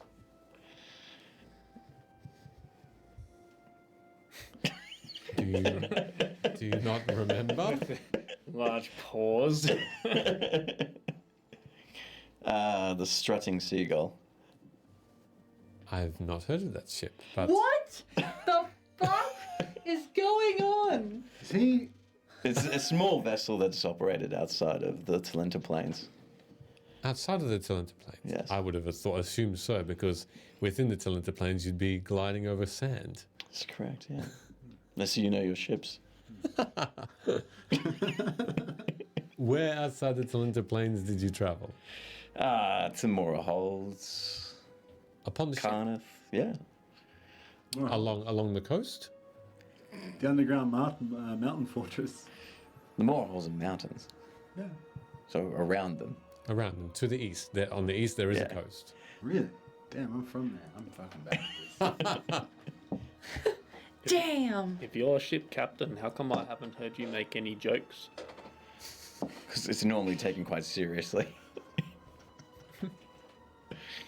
What kind of, just a cargo ship? And, Did you go across the Mirror Lake? ooh, sorry, one sec. Are you making shit up? Maybe. Did you traverse the dangers of the Glimmer Hang- Gleam? At Korth? Kubar? Kabara? Kabara, that's it. You're just saying what? Yeah. You've travelled around Kabara as well, A little bit, yes. along the coast. Did you find yourself in Duskwind Clan Hold or Masaval? They're not familiar to me, no. I've only heard of them myself as well. You should know New Throne, the capital. Of course, New Throne, absolutely. As I drink my ale. She still discusses her own travels around Corvair and the few Yeah, places where- she's been. Are your like top 3 destinations in Corvair? Are you asking me where I should recommend going for, say, a No, holiday? that you've or just had your best times in. my best time? Or memorable. Doesn't even need to be your best times, just your most memorable. Oh, good question. I guess Zalago is actually quite an entertaining country. The gnomes put on a great show. They have some of the most divine foods around. Clean. They have some of their forests are the best. The Library of Korenberg. Oh, it's It sounded exciting to me until then. You say the Library of Korenberg? the Library of Korenberg. If you should go there, the tomes that you will find are just. You cannot find books better. Where did you say that was? In Zalago. Zalago. Zalaga, yeah. Valinor was also one of the places of worth. To be looking over a vista of horses and the elven lords that ride them. A beautiful sight. These horses are the most majestic. My favorite animal. Though She's a horse girl. is that a problem? No, I don't say that in character. You should have. And I'm asking you as a DM, is that a problem? No. We all know one. We all know a horse girl. Sure. Centaur? Sure. No, like, you know how there was always that one girl in high school? Yes. She wore her hair in a plait. Obsessed with horses. Rode a pretend horse around. Wore a lot of flannel, yeah. I was also lucky enough. That was you. I was also There's nothing wrong with it. We just all knew one. if you are asking for my last place of recommendation, I was in Onder and I was in above Thrain, and I was lucky enough to be a part of a tour group that rode giant eagles across Lake Galifar. Cool. I would highly recommend you do this. The serenity of that flight and the lake, the shimmering silver that is, and green is just breathtaking. Forgive me if you've actually already answered this question. Where did you actually grow up? I don't think I had answered that question. I was always moving. I was sometimes in Shan. It was for mother's business. Makes sense. Wherever she went, I went, and that was a little jarring for me. Never tied down to one place to make enough friends, as your usual childhood could look like. No, I think we've discovered we're all orphans here. Shan, You almost made one. most of the capital cities I've been to and grew up in. There's not one where you associate your upbringing most to? I think out of all of them, I'd say Onder as a country would be, and Fairhaven would be my most familiar. Yes. Was your mother always part of the 12? Oh, I mean, I don't know what you mean by always. No. Just for your lifespan? For my lifespan, yes, she has. Who's your daddy? Whoa. Sorry, I should rephrase that. Do you know who your father is? I should rephrase that. Who's your daddy? Forgive him, he's had a few ales.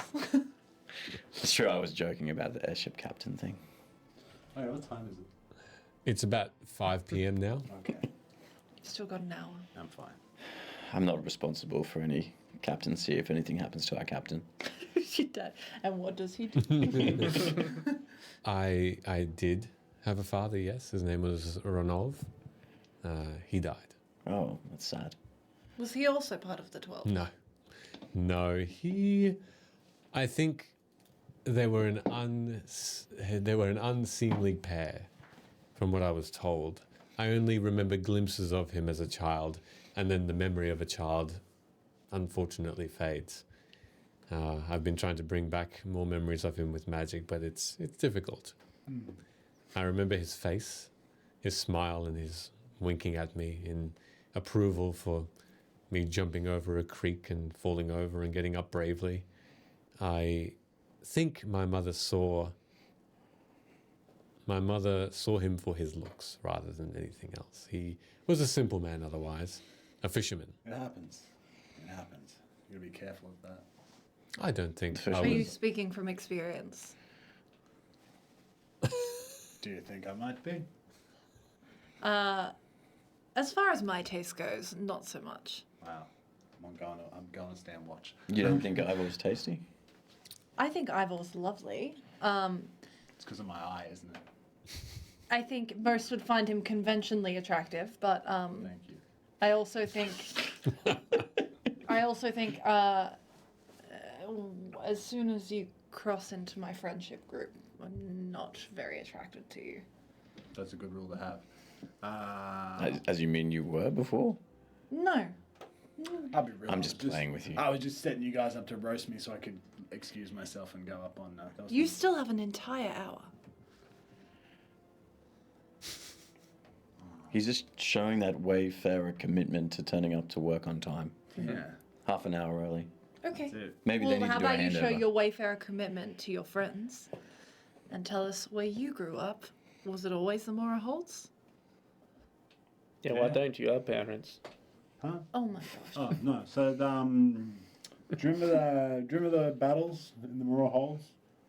You've probably seen like a. Is that the one that you keep speaking about Yeah. consistently? Yeah. You all know, the time. Yeah. Do you know how there was like a. Like every week. Yeah, there's a spider, and you've seen the picture, and there's Yeah, all and the then heroes on the You're spider. always like, oh, and Frieza came here and clapped them. Yeah, and then there was like. That is no, exactly what he sounds That's like. it. And then you sometimes in the paintings you see bits of rock falling off the buildings. Like you see the heroes rising up to save the day, but there's debris flying out. Mm. One of those stones nailed both my parents. Yeah, right. Yeah. Wow. Yeah. That's really the same stone. Yeah. It's Huge bit of unfortunate. wall. What are you gonna do? Did they? Who raised you then? Huh? My aunt. Aunt? Are you asking for her name? Aunt? Like his auntie. Yeah. I'd tell you her name accurately. But I've had too many Nutwood ales. Nutwood? Nutmeg ales. Surname Elizabeth. Great My over. aunt Elizabeth. It was so difficult to remember. Yes, I wasn't expecting that one to come up so much. My aunt Elizabeth. That was her name. She looked after me after my parents died. Yeah, lovely. Yeah. Yeah, no, Go. I didn't actually go to an orphanage. I was just orphaned. Interesting. Right. How'd your parents die? Wow, okay, you beat me to the punch. I was going to target Rin next. Oh, sorry. You can go. That's not a nice way to put it. How about another beer? No, tell us about your dead parents. Haven't you got work to do? All right, Rin, you go. He's being sensitive about it. No, I talk about myself all the time. You say something. Hey? Well, they were killed in a misunderstanding between some Shan guard and some tieflings. Ah, right, okay. Well, that's a shame. A little bit, yes. Thanks for your sympathies. That's more than I gave you. You asked me if both my parents were hit by the same rock. Well, no, you elaborated on that. I asked you You were that. just kind of forthcoming. Oh, well, yeah, same rock. Well, if it helps, it was the same guard regiment.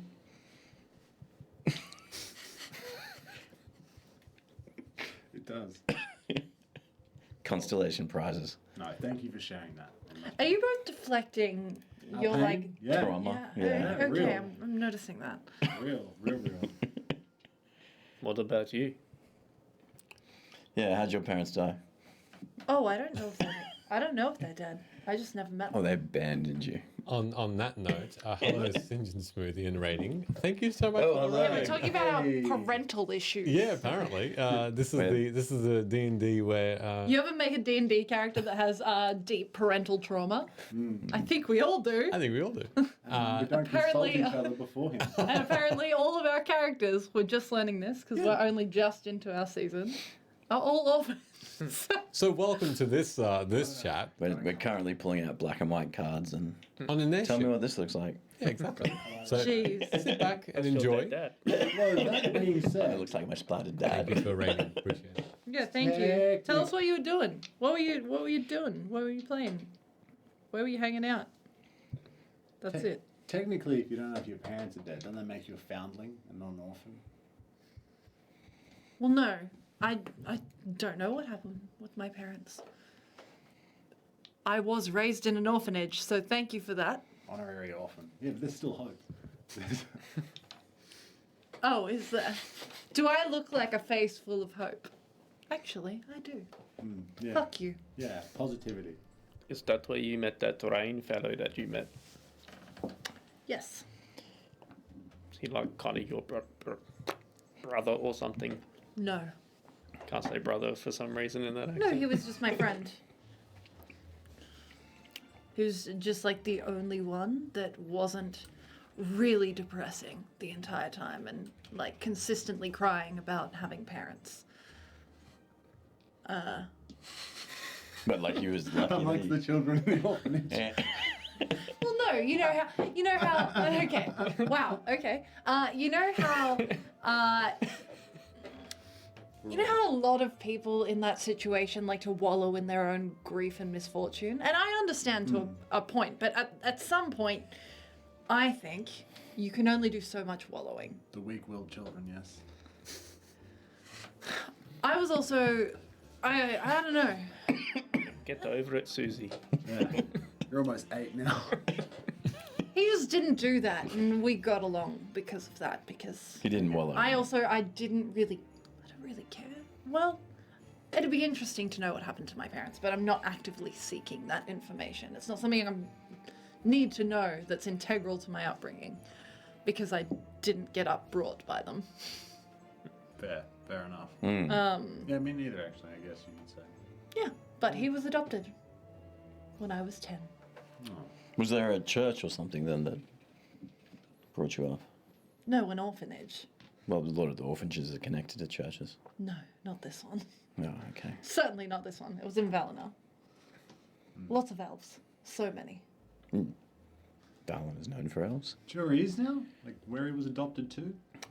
The Lazar Principalities. Be nice for you to meet him again one day. Yeah, do you right? No, didn't keep in touch. You could now. Why don't you? Because that would be weird. Hey fam, it's me, your only child from childhood. He didn't give birth to me, We so were it companions. might be weird to open the note with that. In the darkest of days. And Oh no, he had more friends than I did. I think of you when Wonder talking why. to randos I met 3 days ago. What Well, do you mean? Fan... What's that supposed to mean? Nothing. You're quite charming. I was wondering why. You had more friends. Yeah. He had more friends, not Correct. me. Well, it might not be the case now. Now you have more friends. I think I just looked a little weird, you know, human amongst the elves. Oh yeah. But is As elves can be judgy. he an elf or something? I don't remember. I just reread it just in case it came up. Backstories. Quick! He's not an elf now. Backstory.pdf. I Too truly... distracted by No! Susie He was too whinging human. about her dead parents all the time. He was too a human. So we had that in common. Nice. What was his name? Rain. Rin. Rain. Rain. Do you miss him? Sometimes. Yeah, why'd you write to him then? Because it's weird. We've grown up. That reminds me, I have to write back to some people. Dear Rain, Won't be right now. You got to go on shift soon. I miss you. Yeah, what time is it? It's you've only been Also, speaking why for do the I have next to 10 write? minutes. Why I'll can't let you he? know. Why can't he? Jealous. No. Wow. Sometimes the one friend has to be the bigger friend. I just don't really think it's anyone's priority. I think it's one of those things where maybe it's better if I don't. Maybe it was just a moment in time. Could be that too. I guess you've got us now. Or maybe one day we'll run into each other at the right time. Who knows? And you'll be like, oh, you're that guy from the orphanage. I might not even Do you remember recognize Susie? him.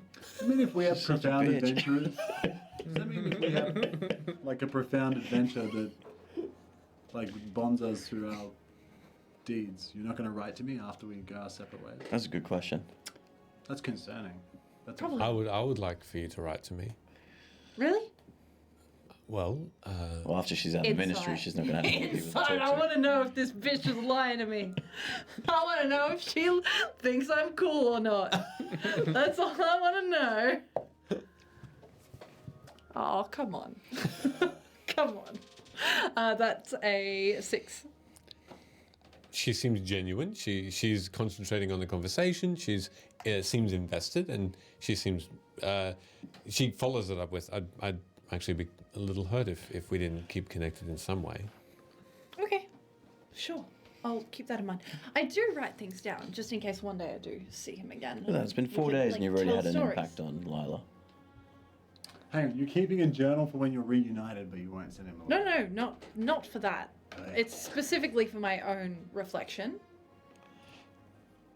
But it's a good reminder if it ever happens. I nod in doubt. Maybe one day. Prefer to move forward rather than backwards. Otherwise, I'd just be stuck looking for my parents and seeking terrible answers to things, which, in the end, probably is just, guess what? We didn't want you. You were a mistake. What happens Yeah, if it's the if you're Lila? doing that, you'd be a real Susie. That might not be. Yeah. That might also be real poor and couldn't afford to feed you. Maybe. I mean, there could be a lot I of will never know. hypotheticals. There could be a lot of hypotheticals. Yeah. Oh well. Speaking of hypotheticals, hypothetically, we've already asked these questions. What about Rin's dead parents? Yeah, are yours dead? Or did they just abandon you? My grandparents raised me.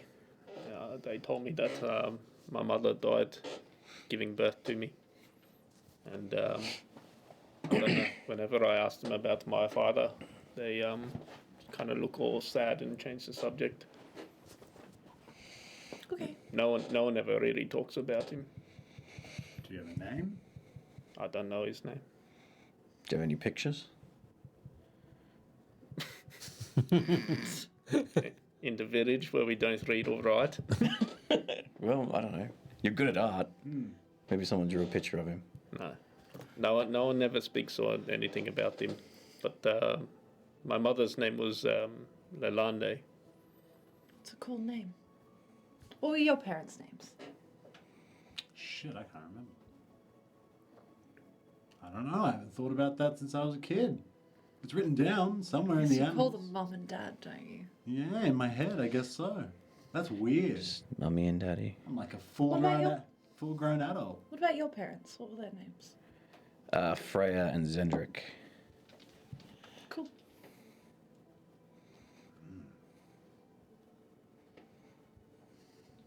Another round of Nightwood Ale is served What to were your- you. Oh, never mind. And food and dinner is also started to be brought out. Snacks initially, cheeses, fruits, then followed up by stews, roasts, all quite nice and tasty for you.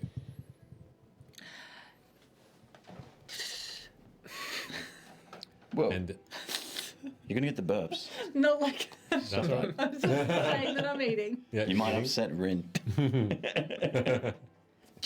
No. Burps are fine. Burps are How fine. does that work? I don't know. Burps can be smelly. Do you think that Warforge sneeze? Because Rin and I know the answer. Yeah, they probably do. I didn't think they had any bodily functions. Nah, I read about one, but could eat. Could eat.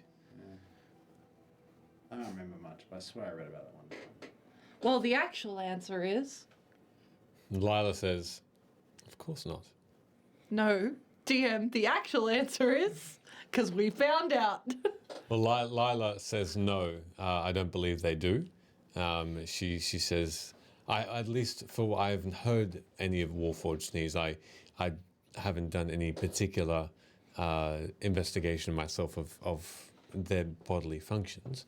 That's good to know. Well, I don't know. The ones in the cogs told me that they don't breathe. So Oh, if yeah, they don't how- breathe, I how can't can- imagine why they would sneeze. exactly. Do you know why you sneeze? Because I Piss have off shifters. something up my nose. No, what do you sneeze? Because your hair follicles are rejecting whatever it is you breathed in. Or you've got conjunction. Some old healer wisdom. Right Yeah. There. There you go. Don't know if that's true. No, it is. That's why it gets all tingly. No, the purpose is to show disdain to the person Or sneezing at. in Rin's culture, to show disdain. And to intimidate. And belittle. Why don't you sneeze at our enemies then, as they come towards us? That's a great shout. Because you reserve that for just the worst of the worst. Okay. So when we find the biggest, baddest evil, So next time when we sneeze in his see face. Yeah. Lord Dorez. Derez, you gonna sneeze at him? I Why don't didn't know. you It try depends that? what he's done between now and then. You should have tried that. Anyway, take a shot for all of our dead parents. Salud. Lila also drinks and she continues eating Pour some beer out on the table. as you continue eating and the evening passes slowly as the ship seems to rise even further or higher in the air and you are above clouds just as though you are skimming them and the night or the evening sky is red, maroon, orange and yellow.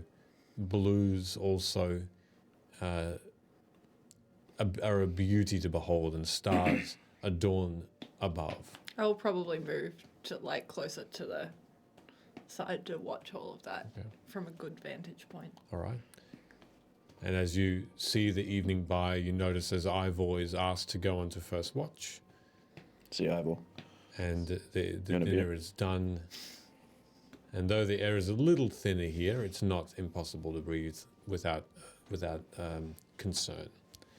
And we'll take a 10-minute break at that later point. But thank Bada you for bing, your bada patience. boom. Didn't Just want to go, interrupt the convo, but we'll take our usual 10 minutes. So we will be back in 10, and we'll see what happens after the break. See you all soon. The orphan Shabba-dabba-bop. spilling. We're going to take the quickest 10-minute break. Oh! That Roll the damage! I've waited this long! So I'm rolling the damage and not budging at all. So let's see what happens. Oh, no!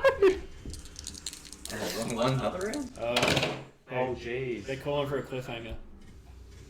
Well, he'll roll it. And then Oh my god, stop rolling!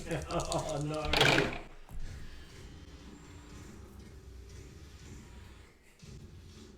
Okay. Yeah. We'll see how much damage Amara gets after we come back from a 10-minute break. I hate this game.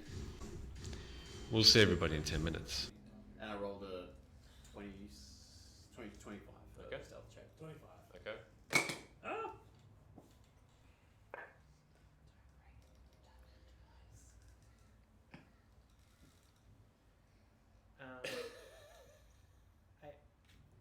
Oh, that's a bad laugh. That's bad. It's a bad laugh. It's a wheeze. Is that a It's an nat 20? evil wheeze. 18 for me. Is that a nat 20? So you all start walking 18. down. I'm just Hold on a second. gonna leave my hand like this for a moment. Stop flexing your muscles. The team is happy. It's all bad. As Amara starts to race towards Rook, you have just been handed the potion. And you saw Amara then just disappear. As you turned to attempt to uncork it and hand it to her, say, the battle's over. And with that swift motion, you look down, and the twitching has stopped. And in front of you, smoke coming out of the body of Osei, now still. Do I see this? Yeah. Thorum! Thorum, help her! I'm gonna walk on over and look down at her. How's she look? Is there any sign of life? Make a medicine check. How's she look? Dead. That's a nat 1. After the last question he asked, I pull into the rucksack from the back and present a cup. And I say to it, "This is King Boronel's personal possession." After 53 sessions! The camera looks like he's gonna cry. You may if you want. Sorry, continue. For anyone who doesn't know, it's taken 53 sessions for Ben to know how to say King Boronel. That is going on TikTok later. I was clapping because you had components ready. I'd be just trying to keep next to Rook, trying to grab his hand and Mm-hmm. just, hey, Dench, I thought you were Osei? I'll say something to you. Come here. What is it? Come here. What happened? You look really good right now. Thank you. No one's ever really taken notice, but now's not the time, I think. There's always a time for love.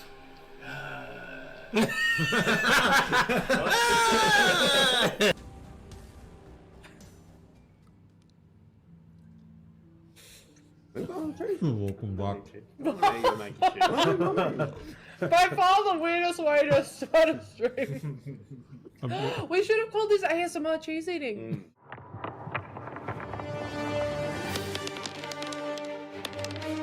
As you look upon this beast, wind buffer, the red scales blind every haze.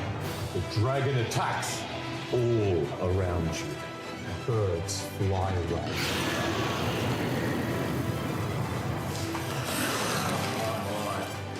13.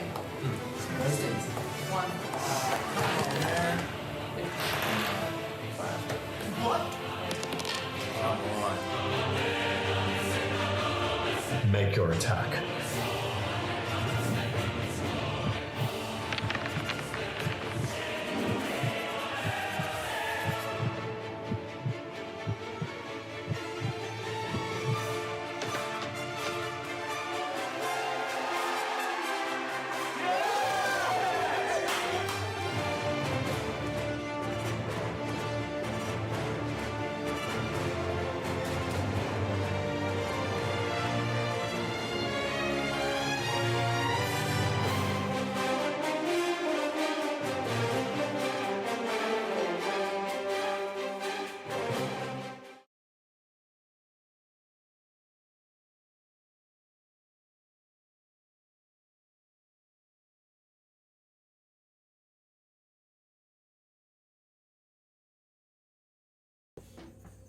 Oh yeah, he fucked up.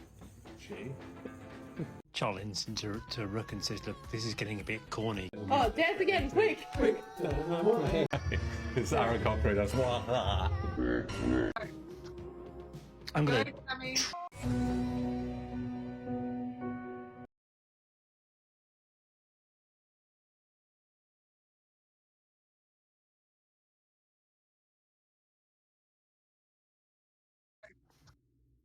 I'm gonna transform. Got a massage it. It puts the lotion on its skin. It puts. Oh, we're lotioning. Oh no! This is very uncomfortable. I'm glad I did. Shake off the excess. Shake it all off. That was wonderful. Very I moist. have nightmares tonight. I'm not good with words. But I think when I think back to everything that I've done since like day one with these motherfuckers, like you were there always. And you were like the only one that actually listened to me for a really long time. So, duh. Of course I got like all feelsy and stuff. And then Dench came along. God. I was so jealous. So fucking jealous. I don't think it's fair to tell you how I feel if I don't get to stay.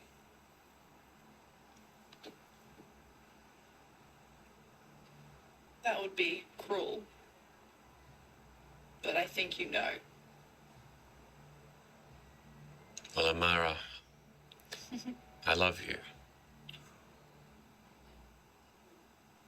And I will wear the cruelty because I think it is worth it. It's worth every moment we've had, and it is every memory. Mara's just gonna be like, not of lava, but single tear. And she's just gonna be like, I love you too. I'm sorry I didn't say it. It's Aaron Cochran, that's why. Yeah. Can you do that no, again? I will not do that. It's that you're trying to bandage up gaping holes in his chest.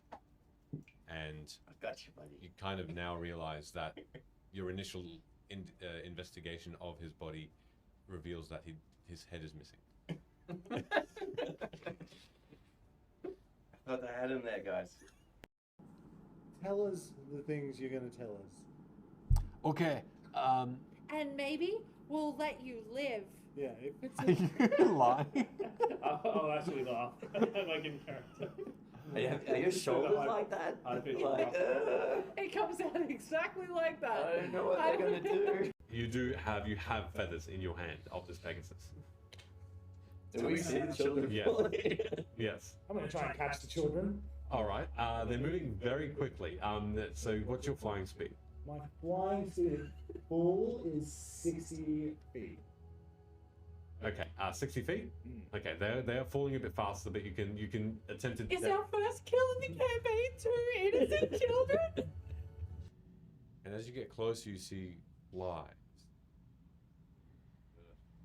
And this cage that it now looks like it is so packed with corpses, squished together. As you get a closer look, this symbol is depicting two companies or houses, but they are together. They're on the same bit of metal. They depict the house that your parents are working in.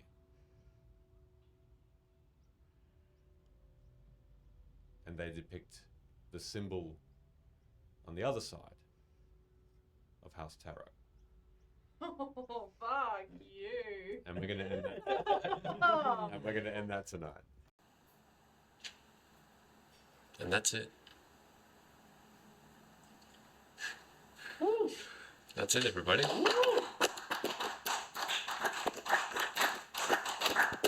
We're gonna take the quickest 10-minute break. Oh! That Roll the damage! I've waited this long! All right, I'm rolling the damage and not fudging at all, so let's see what happens. Oh! Wrong one, another round? Oh, jeez. They're calling for a cliffhanger. Well, he'll roll it. And then Oh my god, stop rolling! Oh, no.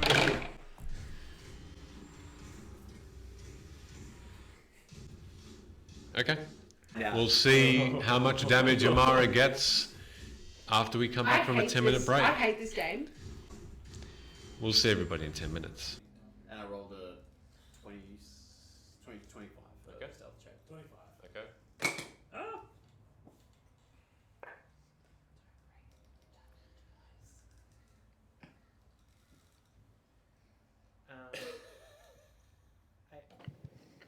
And we're back, everyone. Welcome back. Happy Easter.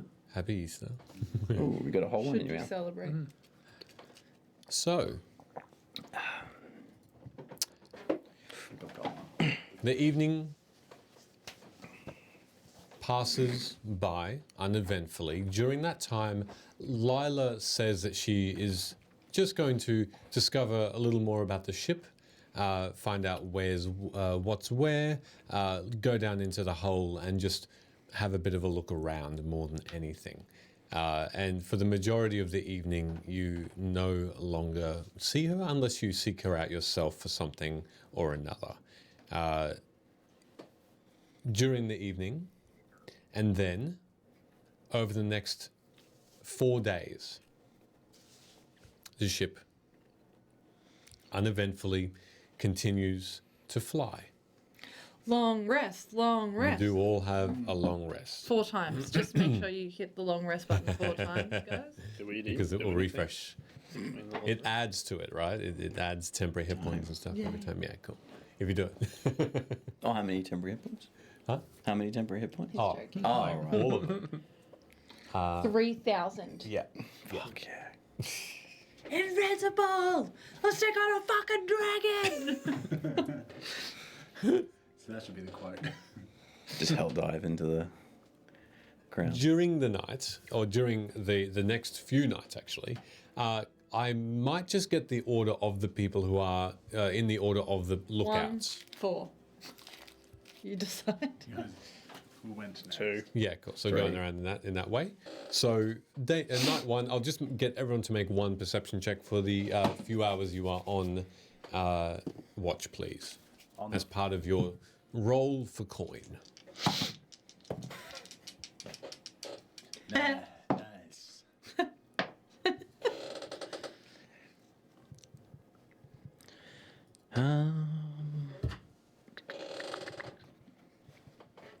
Perceptions? Yes. Perceptions. You just roll once. 10. Thought you were counting how many times you were rolling. No. Rin?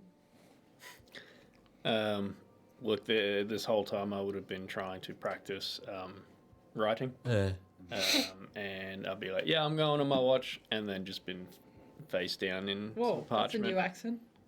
Didn't Can do you your wax? accent. There you go. As he starts that to one, learn how that to one.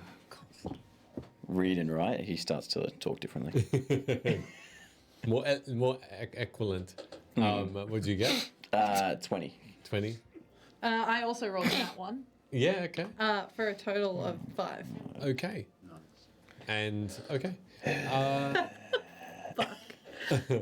We're plummeting towards the earth. It's all fine. Not on mine, and I've always watched at least. Over the course of the next La la la la. over the course of the next 4 days, the airship continues its trajectory, just skimming the clouds below, as though you are flying on a sea of beauty. It is just there are pinks and oranges around and that reflect off the clouds that just look spectacular. Is there anything in particular you'd like to do? You all get together, unless you say otherwise, for every meal, which is more exquisite one after the other. You do have, once you do start to explore the ship, you come to understand that the very bottom of the ship is filled with barrels of foodstuffs, which are collected by the cooks there. There's a small kitchen where there's enough room for these dwarves to cook every meal, prepare. The nightwood ale and other ales and water is also stored at the very, very bottom.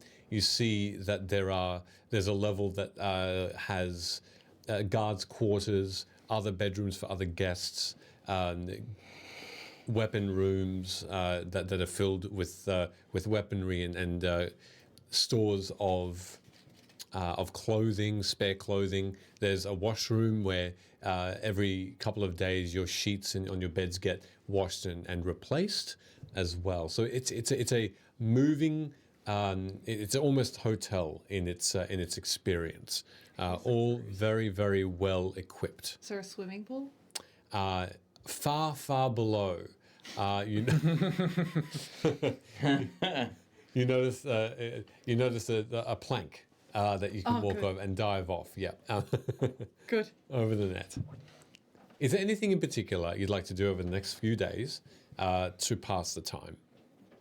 Read and write. Continue to practice writing. Yeah, I'd be doing that a fair bit, and then eventually, if I was walking past Locke, I'd go, oh, "Hey, Locke, I've been practicing really hard what you were showing me, and I want you to read this and see if you understand." Oh, this is quite sweet. And in saying that, I'll read that later, or over some time, because there's more here than I can read in a quick succession. I'll let you read it, and others can tell me what they're doing over the course of the next few days. Yeah, well, and then I'll get back to you. Yeah, correct. Ivor, anything in particular? I'm planning my great stage extravaganza. Got to write up a bit of a script as well. I'll have an open invitation to any of my companions. Would you like to play a role? Absolutely not. Yeah, no, this is you. Oh. All right. Well, Lila also declines. Fair enough. I want to see the show. Yeah, front row. Yeah, all right. You'll all get front row tickets. What's you gonna do? Like pull a rabbit out of a hat, or Out of something. get like 2 rings that don't have the split in it, and be like, and then they're together? Yeah. Like real wizard stuff. Yeah, real wizard stuff.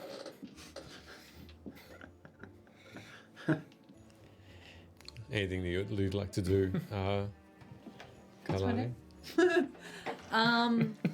I guess It's weird. I have not had the luxury of free time for a while, so a lot of it would be reveling in that, not necessarily from like a consumption of alcohol perspective, but just from like if there is entertainment every night, I'll probably go and like stand nearby and watch that. Yeah, kind of take advantage of not having to work for what I'm enjoying. Cool. And every night there is entertainment of sorts. You see a small band, mostly made up of dwarves with drums and timpanis and other some string instruments as well. It's a half well put together band. And they tell of older tales of the Maror holds mostly. It's entertaining enough. You can see that they're not experts, but they're not amateurs. They do well. You see sometimes that one of the evenings, a couple of dwarves come out and do some acrobatics, which are pretty cool. They even go out onto the netting and risk a little bit, risk falling a little by clambering over some of the netting beyond the ship's safety, which is pretty cool to see. You can see them also dangling from the mast top as well, and from some of the roping as too, and they jump between them, which is actually quite entertaining. The only other thing I guess I would do when it was appropriate to ask the captain, or like if there's anyone that is in charge of the deck specifically, if there is anywhere, I'd ask them if there's anywhere that I can safely and non-alarmingly potentially practice shooting from. The captain does say that the very, very back of the ship is probably the safest place, and below deck. So there are some small portholes that you can probably practice from, going away from the... Worrying about the integrity of the ship and the portholes. At some point, I will extend the invitation to Rin to teach him how to shoot the sniper gun from the back of the ship, because he asked if he could shoot it. Okay. Oh, yeah. Which, yeah. Then I'll like step him through how you gotta look at it and you gotta breathe in, and then you gotta shoot. What am I aiming at? Not the ship. Pick something, like a target, like pick that cloud or something. Start spinning around. No. At the back of the ship. I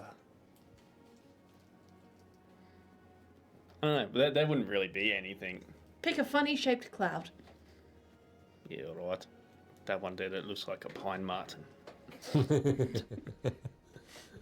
Good. And then I'll just practice with him for some time. Okay. You're both still learning, though. Obviously, Kailani, with you, you're much more familiar with the feel of these this intricate weapon. The weight of it is slowly getting more and more familiar to you. Rin, this feels very different. It's cold metal. It's awkward to hold. There's an imbalance to it that you can't quite take yet, though it will simply take time. As you know, with your learning and your growing and you akin it to when you were hunting and you were learning to hunt. It's basically that. So you know that you've got the confidence and the ability. It just takes time. It's very good. I'm getting taught to read and write by Locke, shoot things by you. If possible, can I join your little posse? If you see us doing it, then yeah, sure. Yeah. If I see them doing this to give them something to shoot at, myself off. Yeah, you're doing this like once per day, yeah? No, this is one night. One night. The night that you do that, if possible, if you need something to shoot at, I can maybe be able to summon something for you. Like a living thing? No, spiritual. The spirit of a living thing. Sure. Let's do it this way, and I'll cast spiritual weapon. Okay. And I'm going to cast the weapon in the form of a chakram, and I'll float it out as far as I possibly can off the edge of the ship. And I guess you can use the circular hole as the target. Try and shoot through the center of it. Cool. There you go.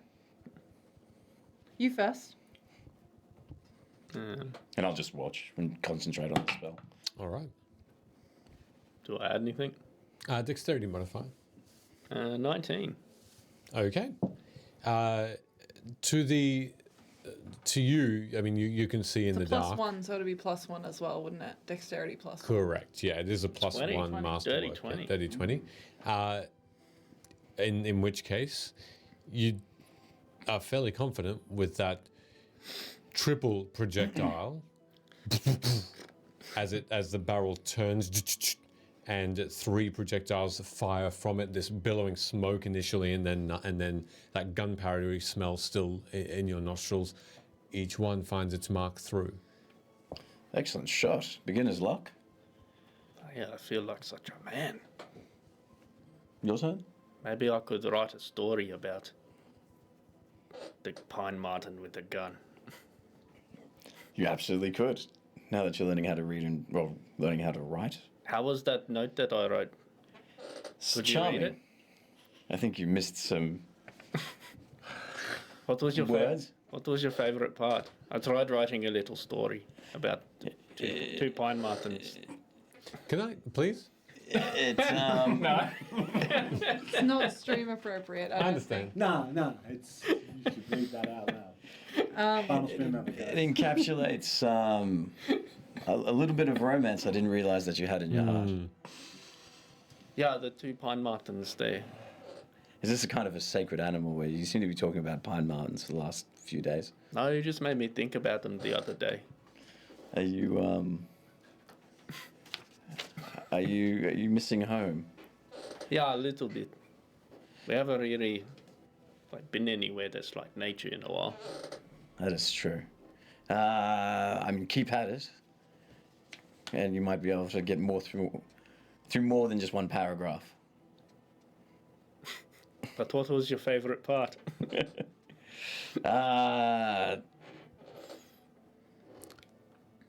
Though your imagination,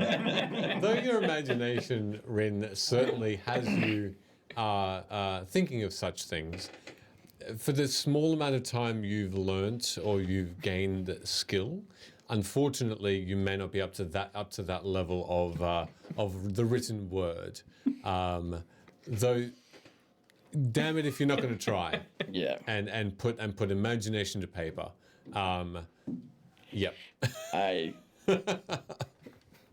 don't want to steal your confidence while your flair is running wild, but it needs a little bit of work. Yeah, well, Rome was. That's not even. Vedykar wasn't built in a day. That is true. But good work nonetheless. I'll keep this with the rest of them. So you can reflect on it one day. It's a night where you're on watch again. Just bear that in mind.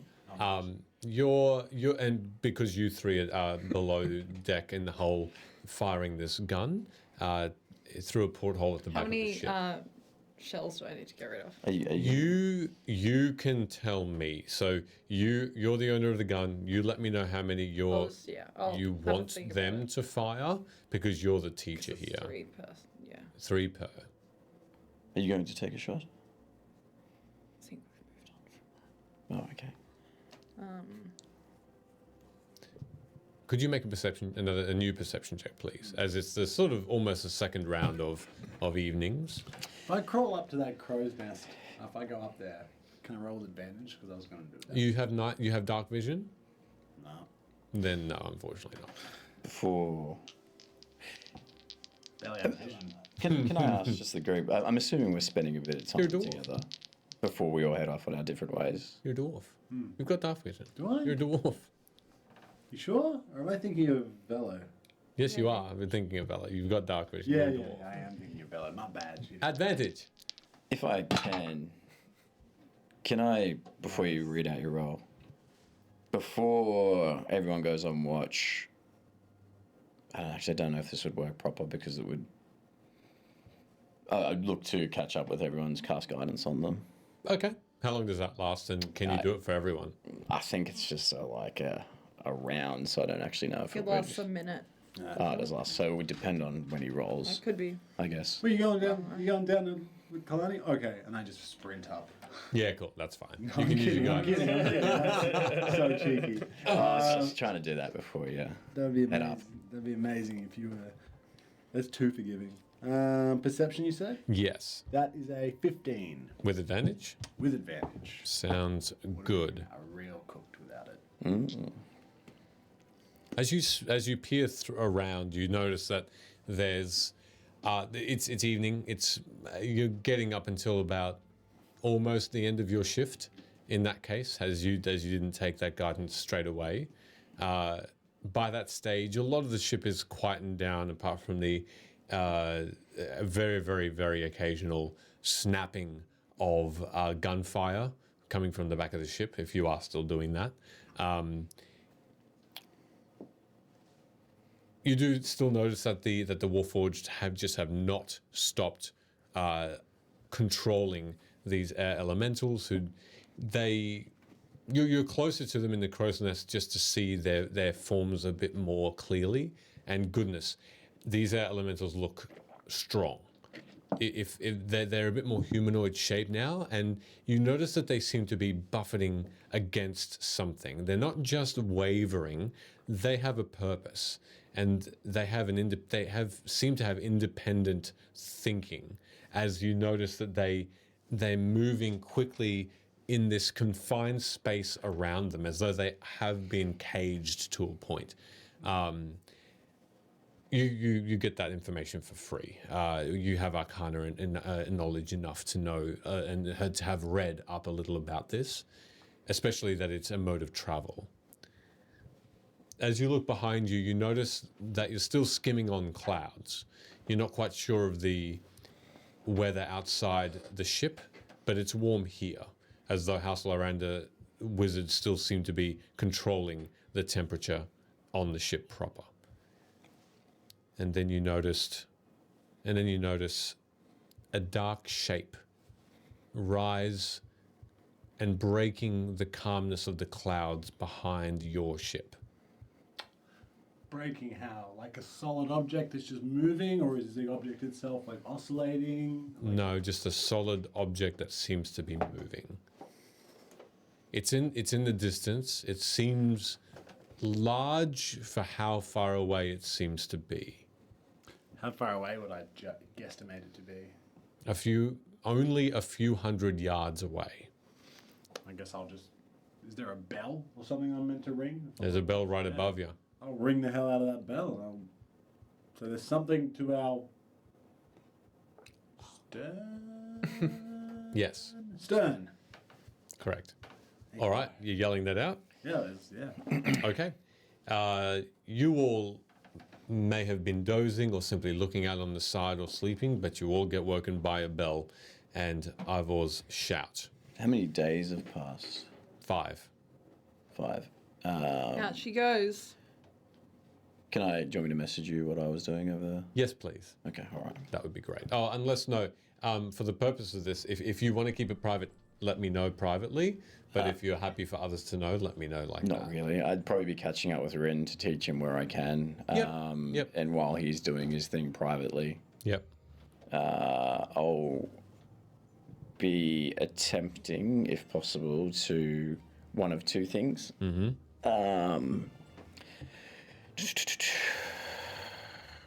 Can I scribe scrolls of cure wounds? Sure. The one thing that you would probably just need is time more than anything.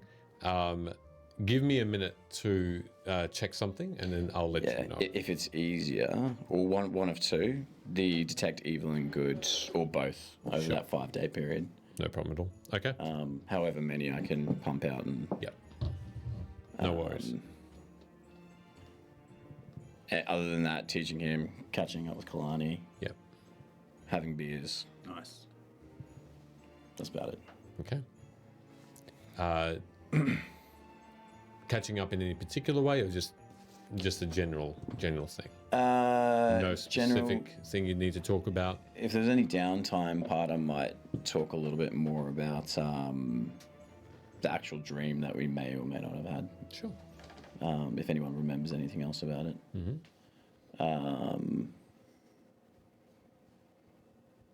I'll start with Kalani first. Not much to say. Didn't the figure that came to your mind? Is it anything that was familiar to you? Was it anything familiar to me? If you can remember. Nope. Do I remember what that person looked like? Clad in white? Only If at clad any- in white. There wasn't any discernible face. You didn't notice. You didn't recognize the voice that spoke those strange words to you. Although you can make an Arcana check to try and unravel what the words meant. 17. Though the words didn't come from a person you recognize, they seemed feminine in tone, and you have a fairly confident understanding now that you've been thinking about it for a few days. This spell was, well, it was a spell, and it was one to remove curses.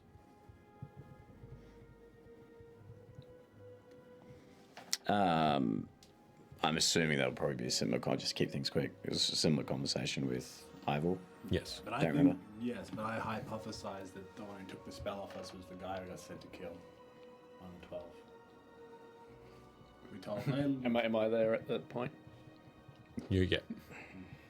Yeah, well, I did tell Avalea about that we were supposed to kill him.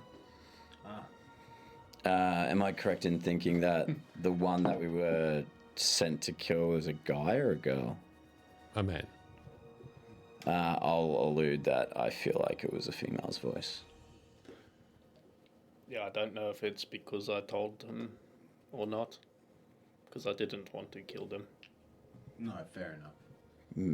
I imagined we were going to weasel out of that. We did get out of that pretty luckily. Yeah. Someone's got our back. Thank you. I'd like to know who it was. Rin has our back. Why the woman coming to decurse us after such a... And I imagine you're here for this conversation. I don't know. I thought you were catching up with this one-on-one. Ah, together, whatever's easiest. We'll talk it. We'll say it's over another dinner. Yeah. How did they respond when you told them we were on a... Were they cool with that?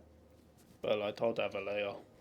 I'm assuming that she relayed the message. Yeah, but was she cool with that? Yeah, I think she was happy that I was being honest. I think she was being mostly honest with us. She probably didn't elaborate on some things, but I don't know. Would Lila be here? Lila's there, wasn't Okay, cool. She also alluded that perhaps Maury was... I don't know if it was intentional or not, but with all that they were learning here, that maybe the Aranel elves from the Undying Court might come to cleanse the land of evil, was what I was getting from her. That'd be good. Well, maybe not in such a good way as in like a cleanse the land.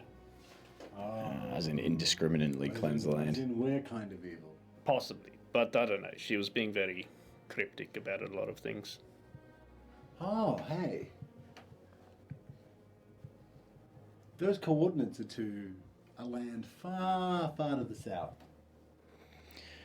This is correct, yeah. Like a potential Arganesson. safe place in the event of impending cleansing. Do any of you know of Arganesson? Do we know of Arganesson? History. I wouldn't. History's my jam. I think this is your dice. Yeah. 7. Ah, it's trash. Yeah, I know. It's been trash for 3 seasons. You're not sure. It has one day every like 6 months where it like it's just like not 20, not 20, not 20. Every other day it's below 10. Use them all up in one go. No, I don't know anything about Arganesson. How do you feel about I didn't even Maury? know that that's how you pronounced it. 9. I'm not sure Likewise. what I know with 9. I only know of the name, and now that you've seen the maps, its location. Do you both feel the same way about Maury? Or 3, Lila? Haven't done too much thinking about it. I don't, to be fair, we haven't had that much downtime. I was kind of more worried about my tavern burning to the ground and the whole vampire situation and all of that sort of stuff that was kind of more impending doom. I liked Maury, but I don't know. There was just always like him talking, mumbling things, but then he wouldn't acknowledge it. And then there is a bit of a similarity between those evil runes and kind of what he was doing. Not that I think he was doing the evil ones at the time, but I don't know. I don't know. Everything seemed a little bit off, and maybe because of those ball bag people, I was like looking for reasons to not trust people. Yeah. Never mind. It's a silly thought. I don't think he maybe he's not necessarily bad, but I don't know if like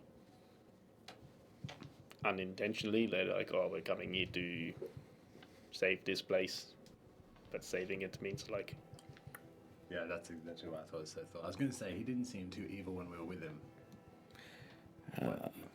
Well, maybe that's not true either. I don't know. She was very cryptic about a lot of things, and We're talking about Lila's mother. yeah, Vallejo. I think also it's worth pointing out, and I hate to use you as an example in this scenario, but there are people that draw conclusions based on people's backgrounds all the time. And I'm not saying that's what you're doing. I'm just saying that just because a person is a part of a thing doesn't mean that their beliefs are that of the thing's beliefs. It could just be an anomaly. No, I'm not saying I may have messed up quite big there, but I also was like trying to like put 2 and 2 together, and I wasn't expecting Avalea to be like, "Yeah, you have some tentacles in your face." I thought maybe it'd be like, I might investigate this and get back to you. Yeah, that was quite. My mother can be Aggressive. a little aggressive, yes. I think it may have been what tipped Maury to leave. Sounds like you take after your father. Well, I hope so. I grilled her a little bit about the using divination to like try and be at the right place at the right time, and she kind of hinted that by doing that she may have averted many people dying in a war. That's what makes me think that maybe she thought that the Aranel elves might come here to like solve the evil problem in not such a good way. There's one way to avoid war. It's attacking the ambassadors. I'll kind of smile at Ivor. Yes, it seems a little bit over the top. This is before that giant ship. Of course. Case, right? This is the night before, yeah. This is all happening just prior. In which case, I guess after that conversation, I'll drop whatever I'm doing with the scrolls and go back to reading the book that I got off Ivor, see if there's anything I can discern from that. Cool. And the last few days' events. You're doing those scrolls. Any because I've got my spell book with me, any components it needs, like ink or anything of that nature to actually... I've got heaps of it You're on from good? memory, yeah. Appreciate that. Sweet. Right. Matter of fact, do you want some? I've been stocking up on paper for those pure fucking... rune scrolls as well. Yeah. If it helps, I'm trying to write them at level 2. So just for the purpose of that, I've sent you the gold it would take to do that. Yeah. For one scroll, the healing it would offer, and the time it would take, which you do have yeah. Hey, how much does it cost you to make these things? Some fucking money. Just to make sure you've got the resources to do that. Pulls out giant chest. Yeah. Do you have the resource to do that? Healing 12 to 14. I don't know. Do I... I mean, I can do one at least with gold coin. Do the gold bars count? Can I use them as a resource? Or does it have to be converted into coins? And if you didn't want to waste a full bar for 25 gold pieces, for example, you'd have to, skim some physically, cut it up. How much did we conclude a gold bar was worth? 700. 142.3. Do you need some money? Because there was 17 gold bars to 1,000 gold. 140. 7-0. Let me figure out the maths on that. I'll get back to you. You can 80-20. You can use this, and I'll give you 648 gold. I don't think I need that much, but I'll give you back. Well, you got it, bro. It sounded similar, but wasn't a sneeze, and you just your body's just stiffened for a moment, but then it relaxed, knowing that it wasn't an intentional. It wasn't uncomfortable. I'll take your money, but I don't want it. I don't want to take your money. All right, I'll write that down, and then I'll get back to you and figure out that. Perfect. Thank you, sir. Okay.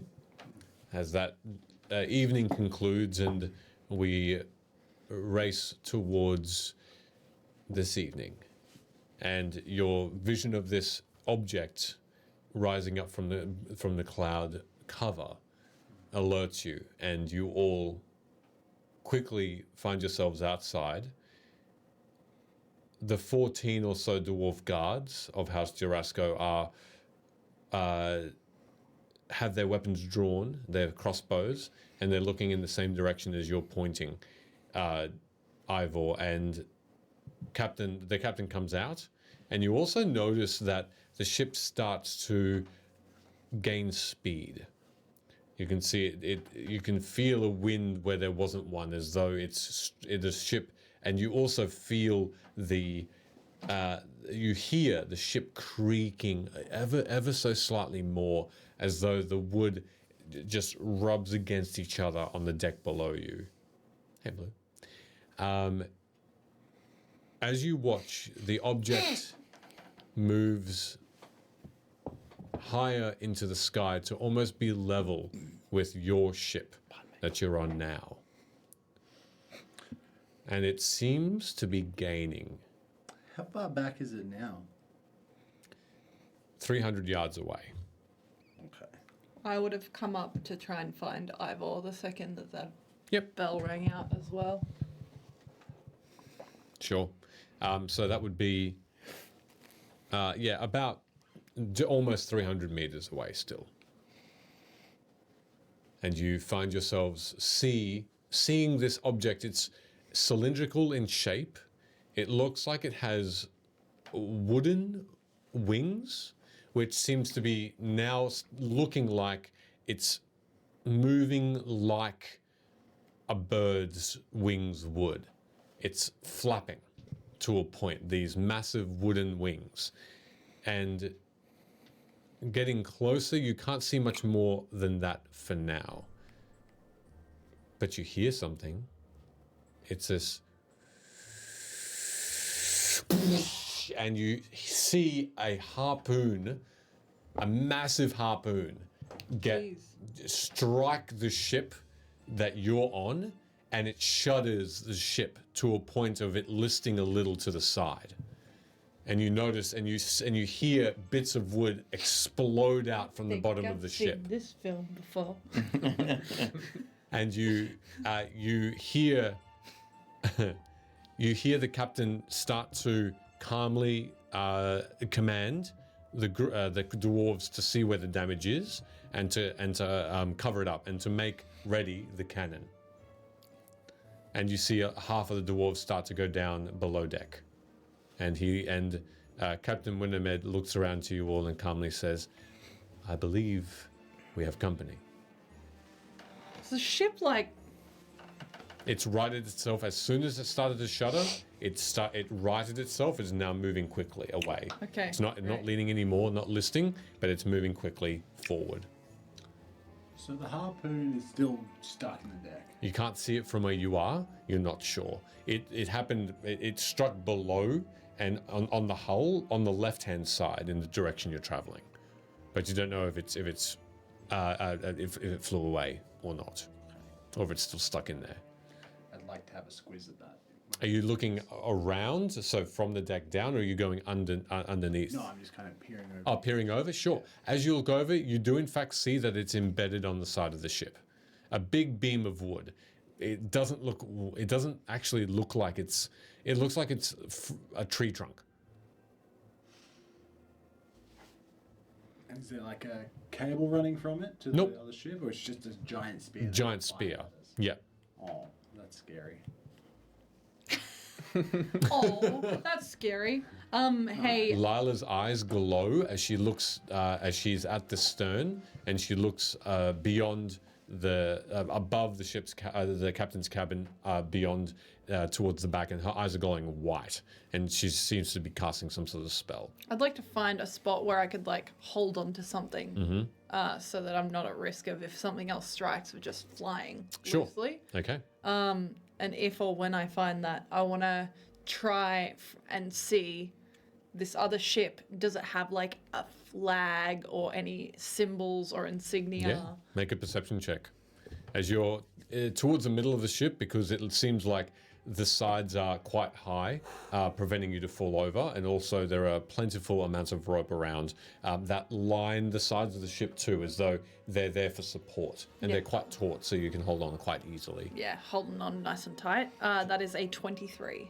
Okay. Do you have dark vision? Nope.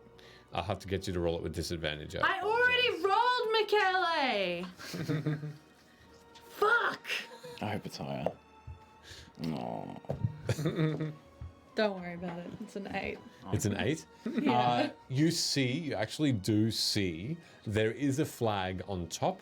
The ship, now that it's getting closer, it is an airship, absolutely, but it is definitely not like the ship you're on. It's almost as though someone has cut a small forest down and has simply roped tree trunks together to make like a raft. Like a raft. It almost looks like a raft, though it is shaped a bit like there is a hole to it. It's almost like a wooden box. It shouldn't be flying. You have a pretty good idea it just shouldn't be flying. The only one thing that seems to be keeping it upright is this perpetual motion of these wings on the side.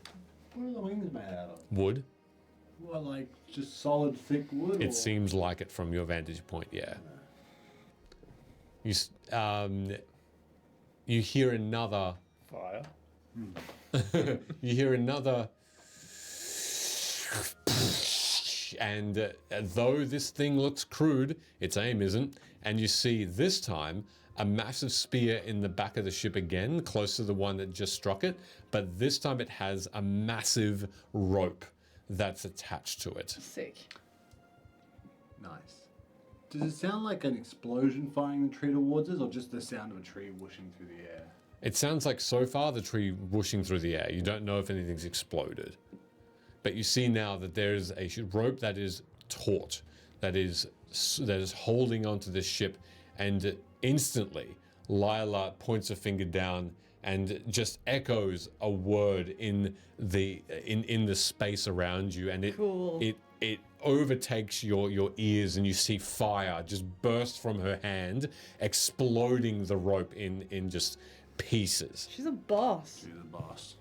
And as she does, you hear a twang, and the rope just disappears back from where it came from. Though it did seem to propel this other ship forward. And then you hear drums.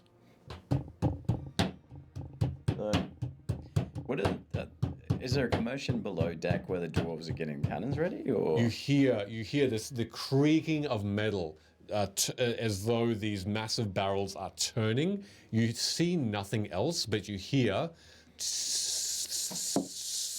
and then just this shout from a voice below, fire! And one massive cannonball is fired out from the back of the ship, and it flies out. You don't see if it's hit or not. You don't hear impact, but you Miss. but you do hear more of these cannons start to be these massive metal machines start to be filled. I've seen everything else that everyone's seen, right? Yeah. I'm going to go below deck and support the dwarves. Okay. Cannons. For the most part, they only want you to lift these cannonballs into place. So I'm going to have to get you to rely on strength checks here if you want to help. And before I do that, I'm going to cast. Who does it look like? There's a loader and someone who aims. Yes. Whoever the people who are aiming, I'm going to cast Bless on. Okay. Give them a 1d4, 1d6, 1d4. All right. How many dwarves can you? I can only get up to. Oh, actually, you know what? If I cast, how many cannons is below deck? 4. I think I can get all 4 of them. All right. If I cast it at second level. Okay. Though, sorry, I'll have to renege that. There are 4 cannons. Only 2 are able to be shifted enough to aim behind them, and 2 in front. In which case, I'll cast Bless on the 2 that are. Oh shit! I'll do it first level then, so I can get up to 3. I'll get the 2 who are aiming. Yep. And I'll get myself as well. Okay, sure. And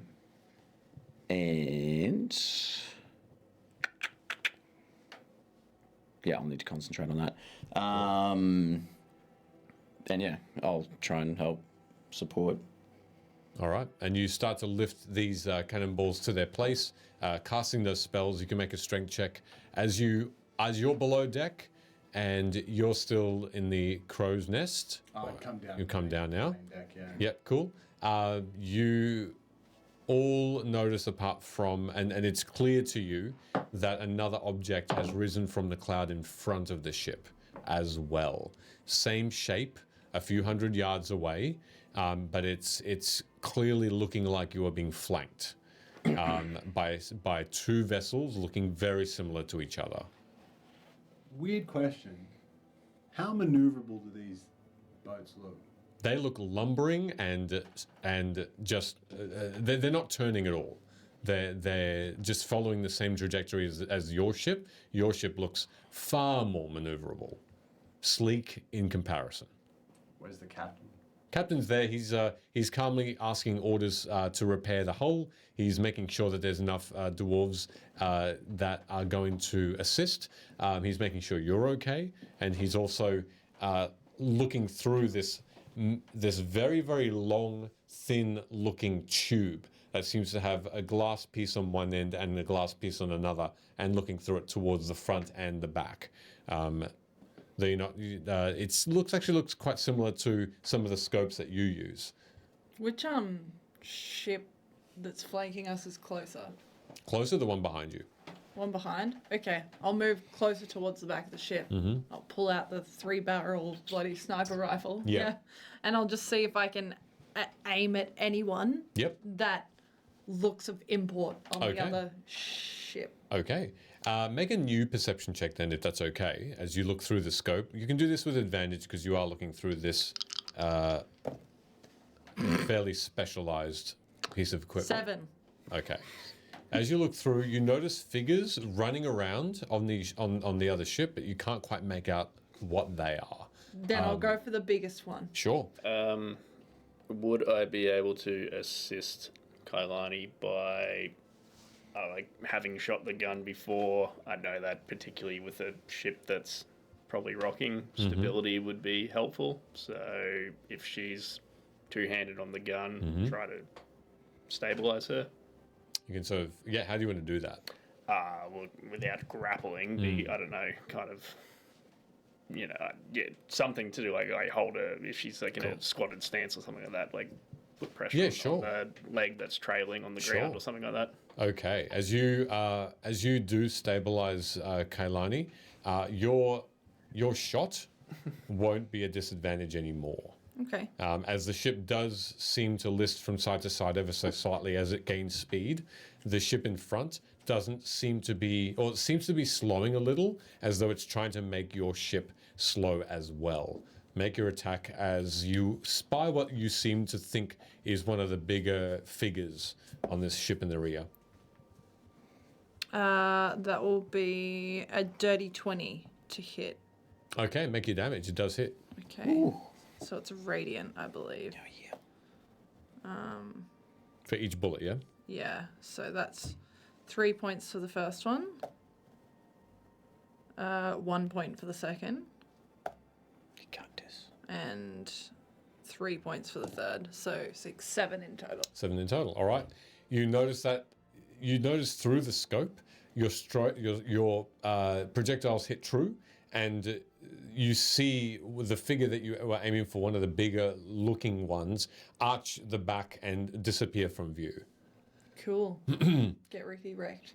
And then you do hear this, boom, this firing of another, what looked to be a spear, massive spear or a tree trunk with a spike at the end of it, and another rope hits. Now for this one, this is a little bigger than the others. Everyone needs to make a dexterity saving throw to keep yourselves upright. Because now, Do I get advantage because I'm being stabilized? yeah, you can actually. Yep. What am I making? Sorry? Nice. Dexterity saving throw. Just when you need it. Yeah. Nat 20. Nice. 26. Oof. 15. Yep. 16. 16. You're fine. Lila isn't. She falls backwards, back onto the deck, and she hits her head. Though she's fine, she gets back up without a problem. She just shakes her head a little bit and and rubs the back of her head, and her eyes dim to her normal gaze. Oh, she lost her concentration. And she says, "Here they come." And you hear another thump, as this time the front of the ship gets struck with another bolt, with another tree trunk sized spear with a rope at the end of that as well. Now you're being essentially pinned, and you watch as both ships start to slow, and you see that the House Lyranda mages are just moving their hands in much faster versions, trying to and you can see the air elementals pushing and pulling. The ship seems to be trying to steer left and right now to get out of this trap. So we're in the middle, and Yeah. they're fired at us left and right. Yeah. 2 ropes. Front and back, 2 ropes, yeah. Front and back. They're coming to us front and back like that. Yep. 2 ropes. Yep. How long are the ropes? They look roughly even length. You'd have to check the front. It's hard to tell. The one that, no, not really, because the one in the rear is getting closer. It's probably only about 200 yards away now, whether the front one is still about 300. I'm going to point towards the 2 air elementals that are up there. I'm going to cast message. Mm-hmm. I'm going to say, this ship's about to be taken. Stop propelling us forwards. Just let us drop. That'll pull these 2 ships into each other, destroying them. And we'll be free. Physics. We'll be falling through the air. Oh, yes. Also, ship debris raining down on us.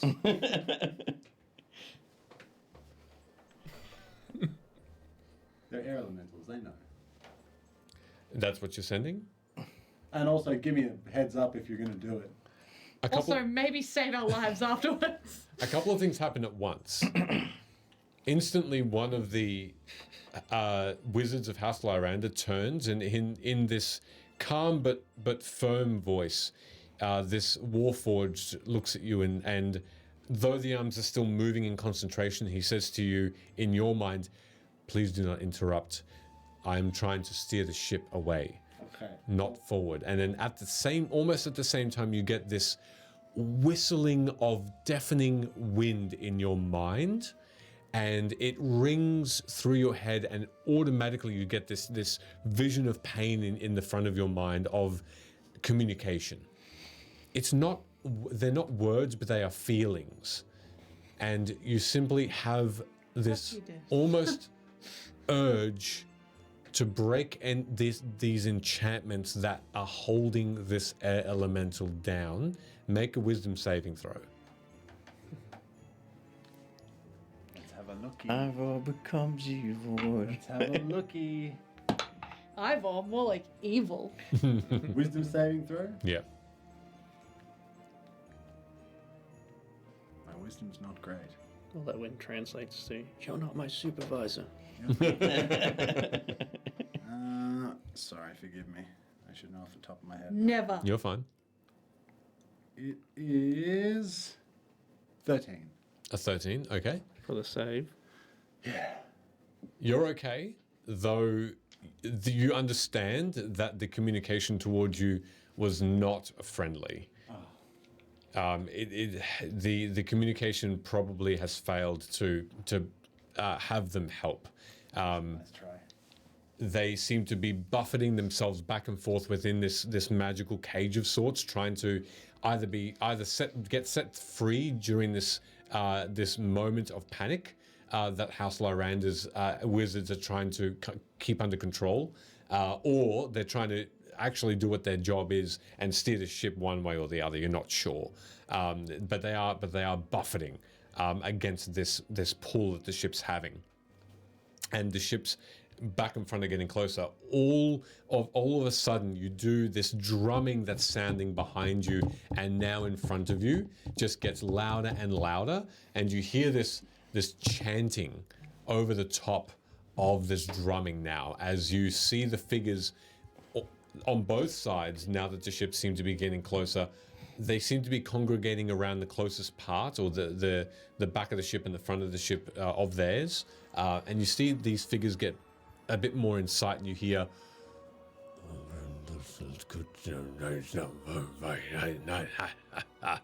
and you can't quite understand what they're saying, but you hear this chanting of sorts. What else are you doing? Are my cannon boys doing? So as you, what did you get for your? Thank you. What did you get for your strength? 13. That's fine. You seem to you help quicken the pace, and now that the dwarves at the front have something to do, both the cannons on the front are pointing forward, the cannons on the back are facing backwards. You hear just this cacophony of blast. So I started blasting. And cannons are firing out of this ship as quickly as they can with your help. And though they are though they're striking true, you'd see them only seemingly glancing off the side. Or if they are, if you do see one of them make a good purchase, and it just completely guts the hull of one of these ships in front, though the ship doesn't seem to be having any long-term effects. Do I know if we'd be able, with the distance that they're coming in and how long it's taken us to load the cannons, do I know if we'd be able to get another volley off? Yeah, you would. You probably get one more with the amount of time it takes to load and fire.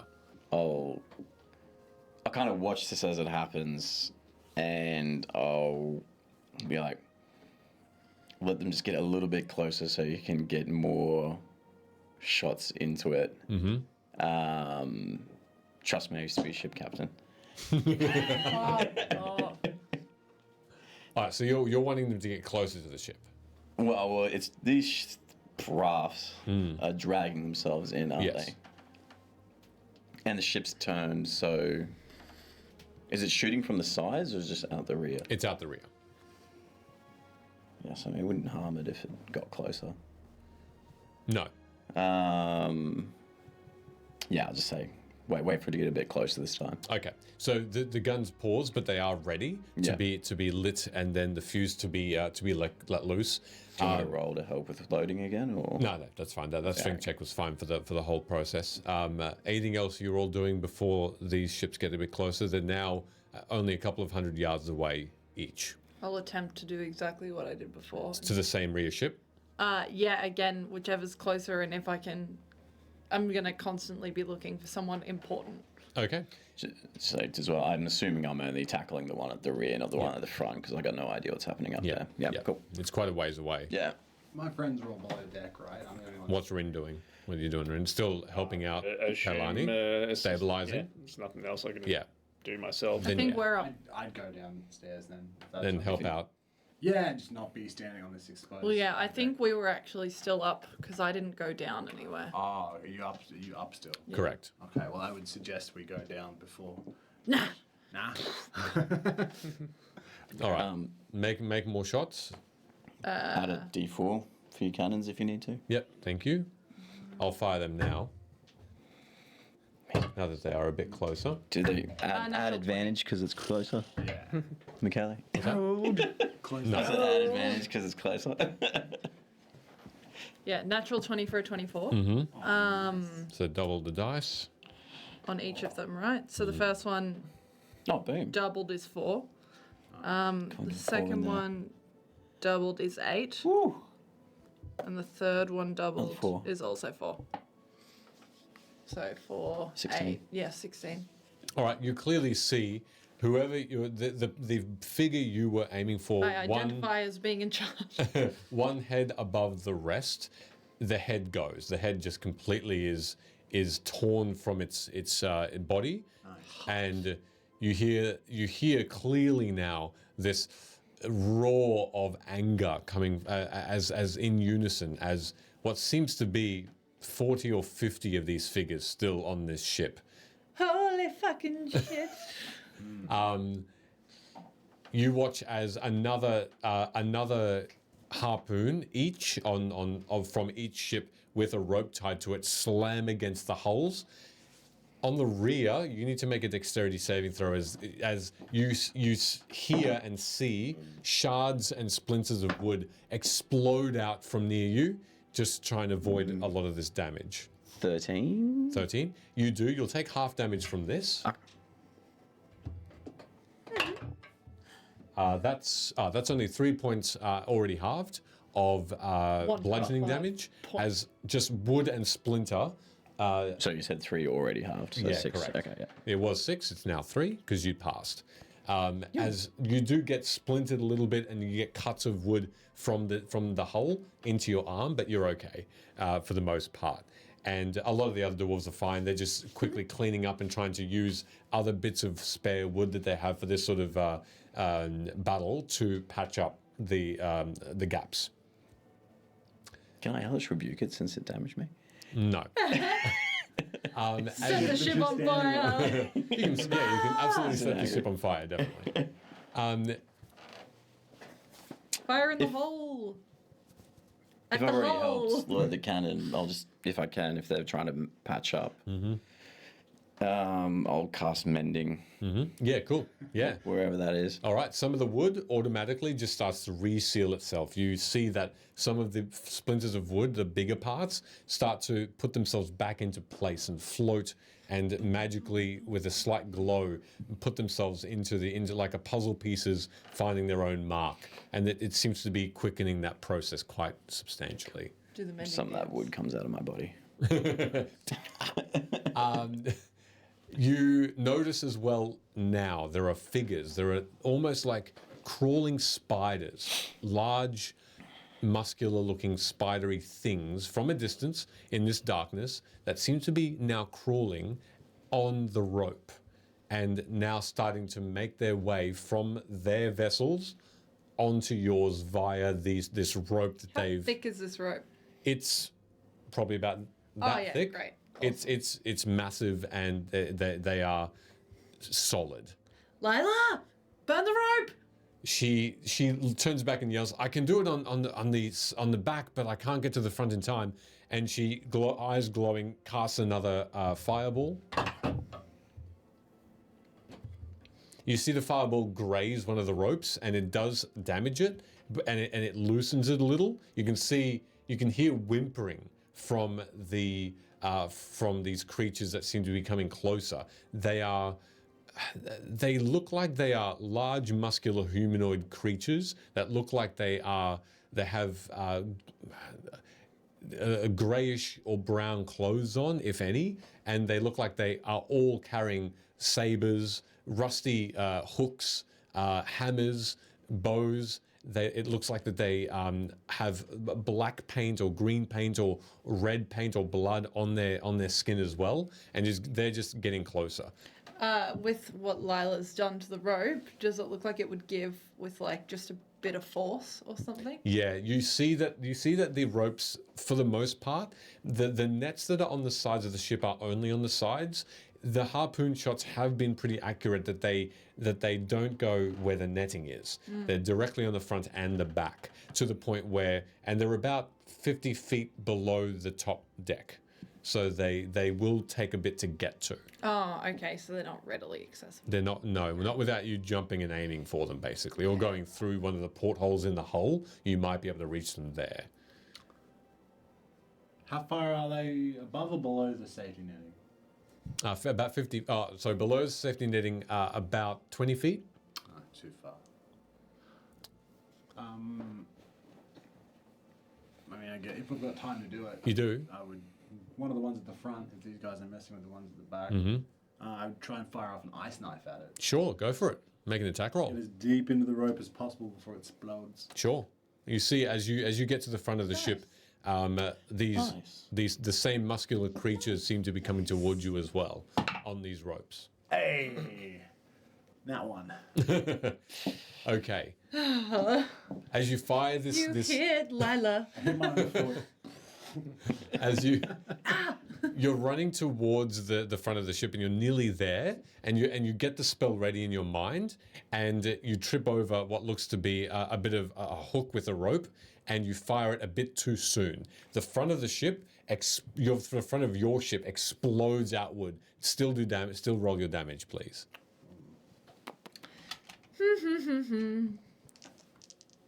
It wasn't me. 10 points of explodey ice damage. Okay. It doesn't wreck the front of the ship, but it does carve out a big chunk and leaves these icicles along the front. As you watch, you hear this chanting become louder and louder. This, oh yeah, let's do this. Oh, This, oh yeah.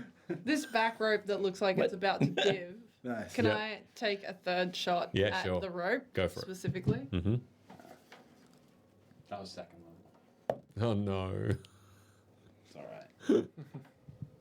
22. Hits. Do your damage. Sick. 3 points of damage to the rope. Okay. Look, it's enough.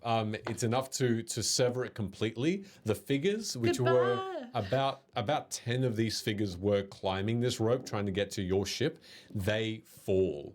Just And murdering people left, you hear right, you hear one of them yell, "But I just got here," and the rope just the rope well, you just, should know. the rope just falls. At this point, a few of these creatures have made contact with the hull of your ship, and you now start to hear fighting. Locke, you look ahead, and though the patches of the hull are being tended to, you see a couple of these creatures jump through some of these holes, and they're coming at you. So Does cannons go off again? they went off one last time, yes. So for you, you can roll for the attack roll for two of them, the ones at the rear, please, and I'll roll for the ones at the front. Okay. Just attack rolls, just a d20 each. Do I get the 1d4 for the guy who's And the aiming? 1d4, yeah. Well, one's already shit, so 7. That's a lot better. 22, 7 and 22. Okay, so just one of the cannonballs does make contact. You can see that it shears one of the masts of this vessel completely clean off. And you can see that this vessel on the back now starts to lift a bit to the side as the weight of this mast, massive and with a sail open of this green tarp, seems to be moving it aside. But what it's doing is, because it's still tied to the rope, your ship now lifts to the same side a little bit. And you're now on a bit of an angle of about 10 degrees. You find you hear the sounds of contact, and you see Ivor, that the ship in front of you, from these creatures, has been hit by 2 of these cannonballs as well, and you can see a lot of their brethren seem to be jumping out in either pain, or they're just trying to escape these cannonballs, and just by instinct fall into darkness. But a lot of them are still there. after yelping, after people, these creatures are jumping in, you clearly see them now. Even there are this hull is torch lit, and these dwarves of House Jurassico have warhammers in their hands, and they go in for an attack, eager. And you can see, as eager, these massive orcs are attacking them, and you hear one of them say, "Yeah, let's go for vital." And you see the dwarves just make contact, and they are locked in. Can you? What would you like to do? Kill them all. Are they like surrounded in the hole in the ship? Are they surrounded? Yeah, have the dwarves surrounded them around the hole? They're trying to. They're trying to. The orcs are coming in one after the other, and they seem to be trying to protect that space from where they're climbing in. They're still cunning enough that they are trying to make sure that there's plenty of room. That the dwarves seem to be now amassing and trying to push them back. What are they coming in on? Can I see it? From this vantage point, you can't see. Your best guess is they're using some sort of climbing tools from the rope into the hole. Yeah, okay, so I can't really see. If they're in front and I'm behind, I'll just whip around and cast Guiding Bolt. Hell yeah. At one of them, yeah? Yeah, at level 2. Sure, go for it. That's an attack too. 9. And you all hear, the rest of you hear commotion coming from below as well. 16? 16 hits, one of the orcs, yeah, roll your damage. As it casts this bright light in the area, you get to see them a little bit more, well, a lot more clearly now, but before I describe that, roll your damage. 14 points of damage. 14. Yeah. Whoa. It rips open the bolt rips open the cavity of the chest of one of these massive orcs, who looks down and looks at you with this confused, pained look, and just flops on his stomach. Dope. R.I.P. Literally. Full dead. Oh, and so there's another one there. Is that right? Yes, they're now as you cast the Truly so spell many. in that few seconds. Now there are about 5 of these orcs versus about 14 of these dwarves. Though the orcs are making a name for themselves, trying to just use their sheer girth and weight to move forward. Right. Okay. So the numbers aren't. Thunderway. Currently, we're looking okay, but yes, yeah, the dwarves are holding their own. When I took out that one there, was it possible to see what hooks they're coming on, or no? Because they still seem to be coming from the outside. So the actual hole is about 15 feet in front of you. Yeah. And between you and that is just a mass of bodies. Okay. Well, I'm kind of on the outside then, I guess. Bonus action. I think that might be all I can do, really. All right. As you continue to watch these orcs come in, then what would the rest of you like to do in the meantime? If I can, I'll cast spiritual weapon. Sure. Amongst the fray. Sure. Just no to help problem at all. support. I guess Alrighty. two dwarves have bless on them as well. Yep. Alrighty. Keep that in mind. Rin, what would you like to do? You hear commotion below you. You just stabilized Kailani for another shot into the rope, which was successful. What else do you want to do? I guess I would start to head downstairs. Okay. I'm assuming if there's cannons, there's probably some black powder around. Yep, there sure is. There are a few small barrels of it. Yes, as you clamber down the stairs are quite steep for where you are towards the rear of the ship, and it gets past the guardhouse, past the level of clothes goods, and into the very, very bottom of the ship, where you see that in front of you, about 20 feet away, is this mess of bodies. One of the dwarves seemed to have cast a good amount of light in this area by magic, keeping all the dwarves able to see their foe. And you see this massive gap in the hull where one of the massive bolts has struck, and you see these orcs trying to help themselves come in. So there's still orcs coming across the rope? Yes.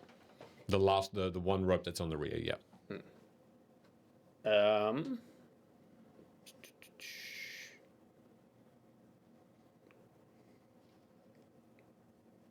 I guess if it's possible, can I tip over one of the barrels? Is it capped? The barrel? It's capped, yeah.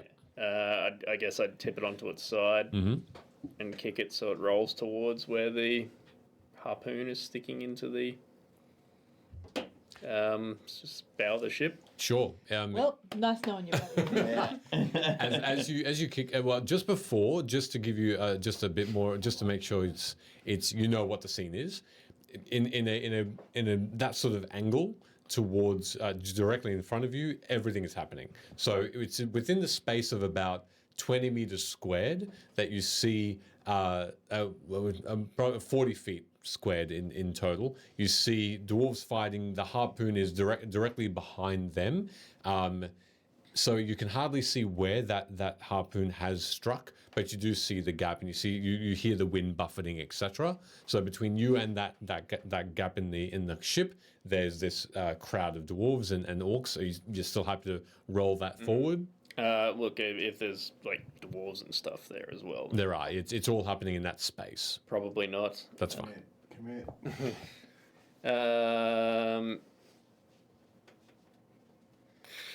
I'll throw a psychic knife at the nearest orc. Sure, go for it. That one. Okay. That's 3 tonight. A lovely thing. As you try and cast a spell, you see from the corner of your eye, just before it strikes, it just happened to happen just before you cast the spell. So it was disrupted. You see and hear another explosion out of wood and splinters as another harpoon from the rear buffets your body on the left side and sends you flying. Make a dexterity check to see how well you Death can land. saving throw. 23. That's fine. Same thing though. You take 3 points of bludgeoning damage. That's already halved because you succeeded, and you fall hard, but you do get up without too much effort. As another one of these roped harpoons has now embedded itself in the hull of the ship, and you can see through it that figures are climbing along that rope as well. Ivor. I'm still in the same spot I was when I tried to take a pot shot at the rope. Yep. Pretty much. Yeah, at the front of the ship. Yep. Right. So same rope. People coming to crawl across it. At this point, at that time frame, they've quickened their pace and seeing someone trying to destroy that rope. The first remnants of these orcs have now touched the front of that ship, and they're using what looks now to be just hand hooks, it seems, as they are using the strength of their arms to slam their hands into the side of the ship, and then another one. Are you still at the top? And they seem to be hooking, having these hooks tied by a rope around their wrists as they just climb up like that, just unhook, hook up, and they're just climbing up like that in pairs. How many would you say there are climbing up? About 20. Climbing up right now. In total, along the rope, there's probably about 10 per rope, but climbing up now, only 2 on each side. Right, okay. And how far away are the ropes from each other? The ropes from each other are about 30 feet away from each other. Sheesh. Gosh. Well, all right, then I'll pick the one that's nearest to me, the 2 ropes, And I'm going to. We might need to go to someone else while I'm doing this. I'm just going to wait. And Yep. let as many of them get pretty much up as far as they can before they're maybe like right on me. Mm-hmm. I'm going to cast directly downwards along the side of the ship, Thunderwave. And with a wave of thunderous force sweeps out from me, hopefully blasting as many orcs as possible. There's a 15-foot cone, but I'm hoping some of them collect their companions on the way down. Okay, you can absolutely cast that spell now, because by the time they get towards you, they're still speedy because they are strong and they can easily unhook themselves, and one at a time use an arm each to right themselves up. Do your damage. That's a 14 to hit, so 14 will hit. all right, sweet. It just in that cone. That is 2d8. You got those, right? Yeah, tries to remember what D8 is. Nice. For 15 points of thundery damage. Nice. 15 points. Yes. That sends them 15 feet. They're all dead. In the direction that. So that's on a failed save, they take 2d8 and will be pushed 10 feet away. Yep. On a successful save, they'll take half as much damage, but they won't be pushed. So some of Sure. them- What's your DC? My DC is 12, so it ain't hard to Save. save. A couple of things happen at once. You're looking down and just waiting for them. You're concentrating as you're looking directly below. And you're looking over the edge. You watch as they get closer and closer. And as that hook reaches to the point of it being almost chest height to you, but on the other side of the front of the ship, and orcs fly. And you see this happens You ever as seen a shower of ox? you watch as a good 10 of them get completely wiped out, and you see that they fall backwards with yelps and grunts and otherwise silence as a good 10 of them just fly backwards into the night sky.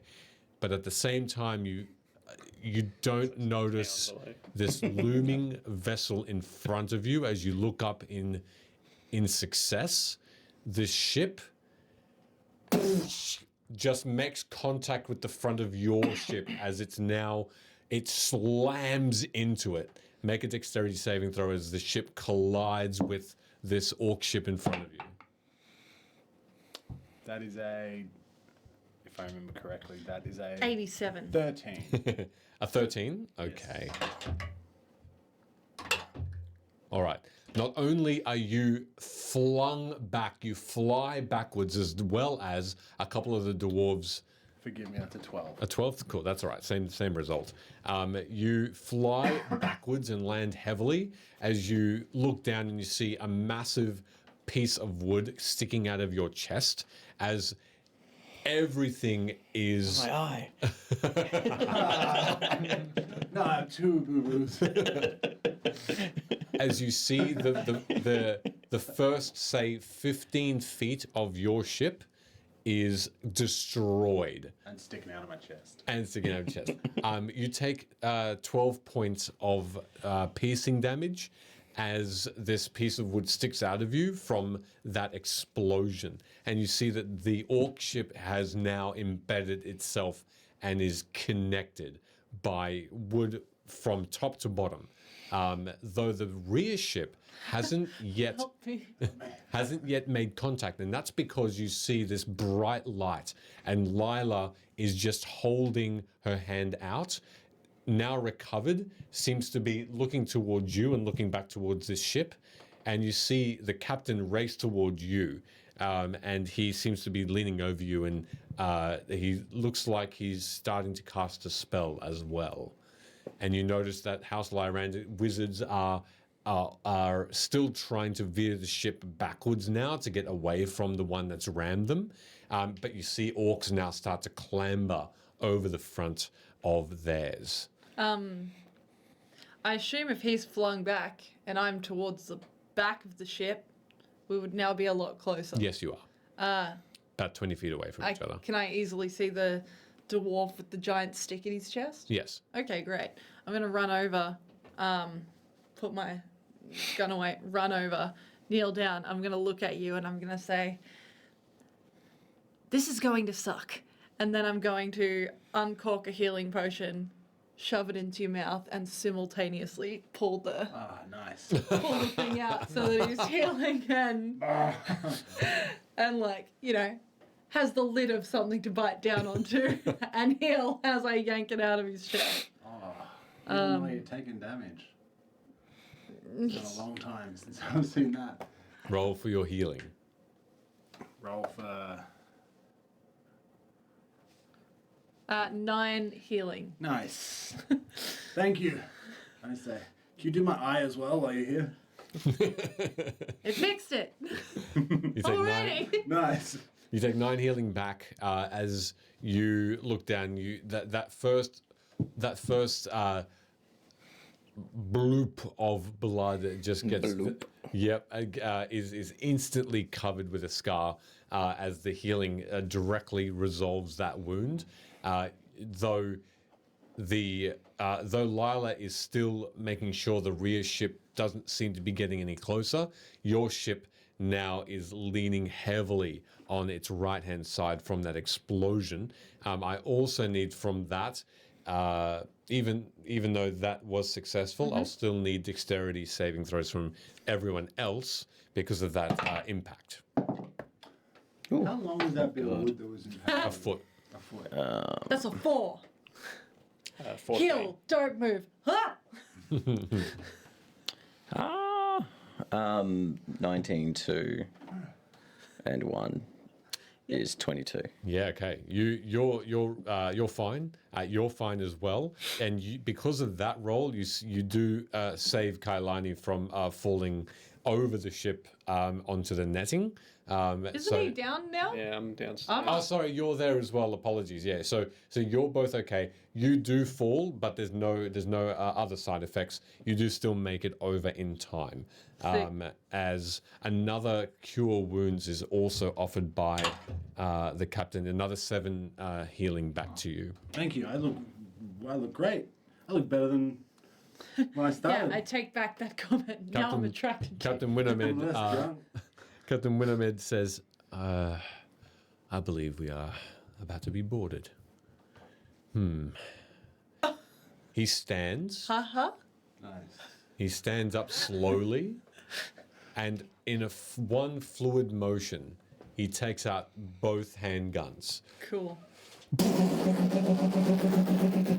And you see, Sick. just Blip, blip, blip, blip.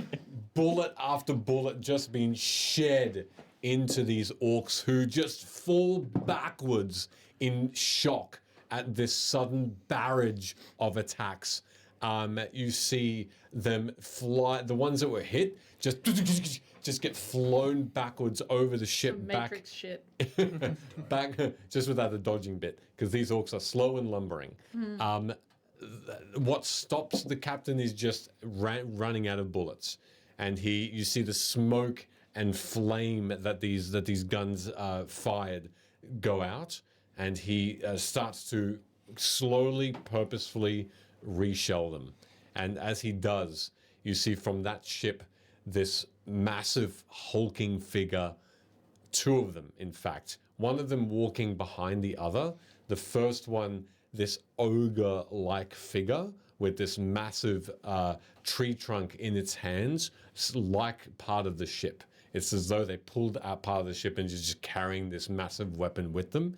This other figure is as large, but a lot just tall and muscular, but thinner, and she carries what looks to be a glowing green staff. Both orcs, or both? One of them an ogre, and the other ogre. and this other like almost a druidic style of orc. It seems leaves adorning her. Her whole body seems to be encased in brambles, and she and this laurel wreath of a circlet of a crown of sorts as she slowly moves forward over nothing. She's floating over the ships to avoid any splinters that are jutting out. At that point, as they take stock of the front of the ship, the captain slowly pulls out his gun again to try and start to fire once more. And you hear this creaking sound as though Lila struggles, and you can see her whole body shake.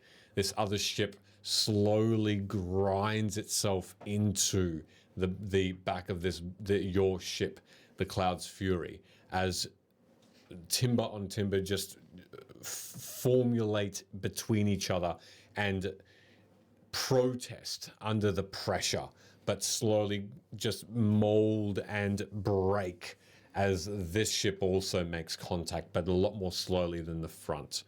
And you see as well, Rin and Locke, below deck, the orcs now have a much larger forward base to move through, as their ship had this massive hole burning, formulating through it, as does yours. And now a good 5 orcs at a time can come through. Your dwarf allies of House Jarasco don't let up. They still form this line and are pushing. You see them grunting and trying their very best using their weapons. They're small in comparison, but as a unit they're going whoof, whoof, whoof, and they're just grunting in unison, trying to push these orcs back.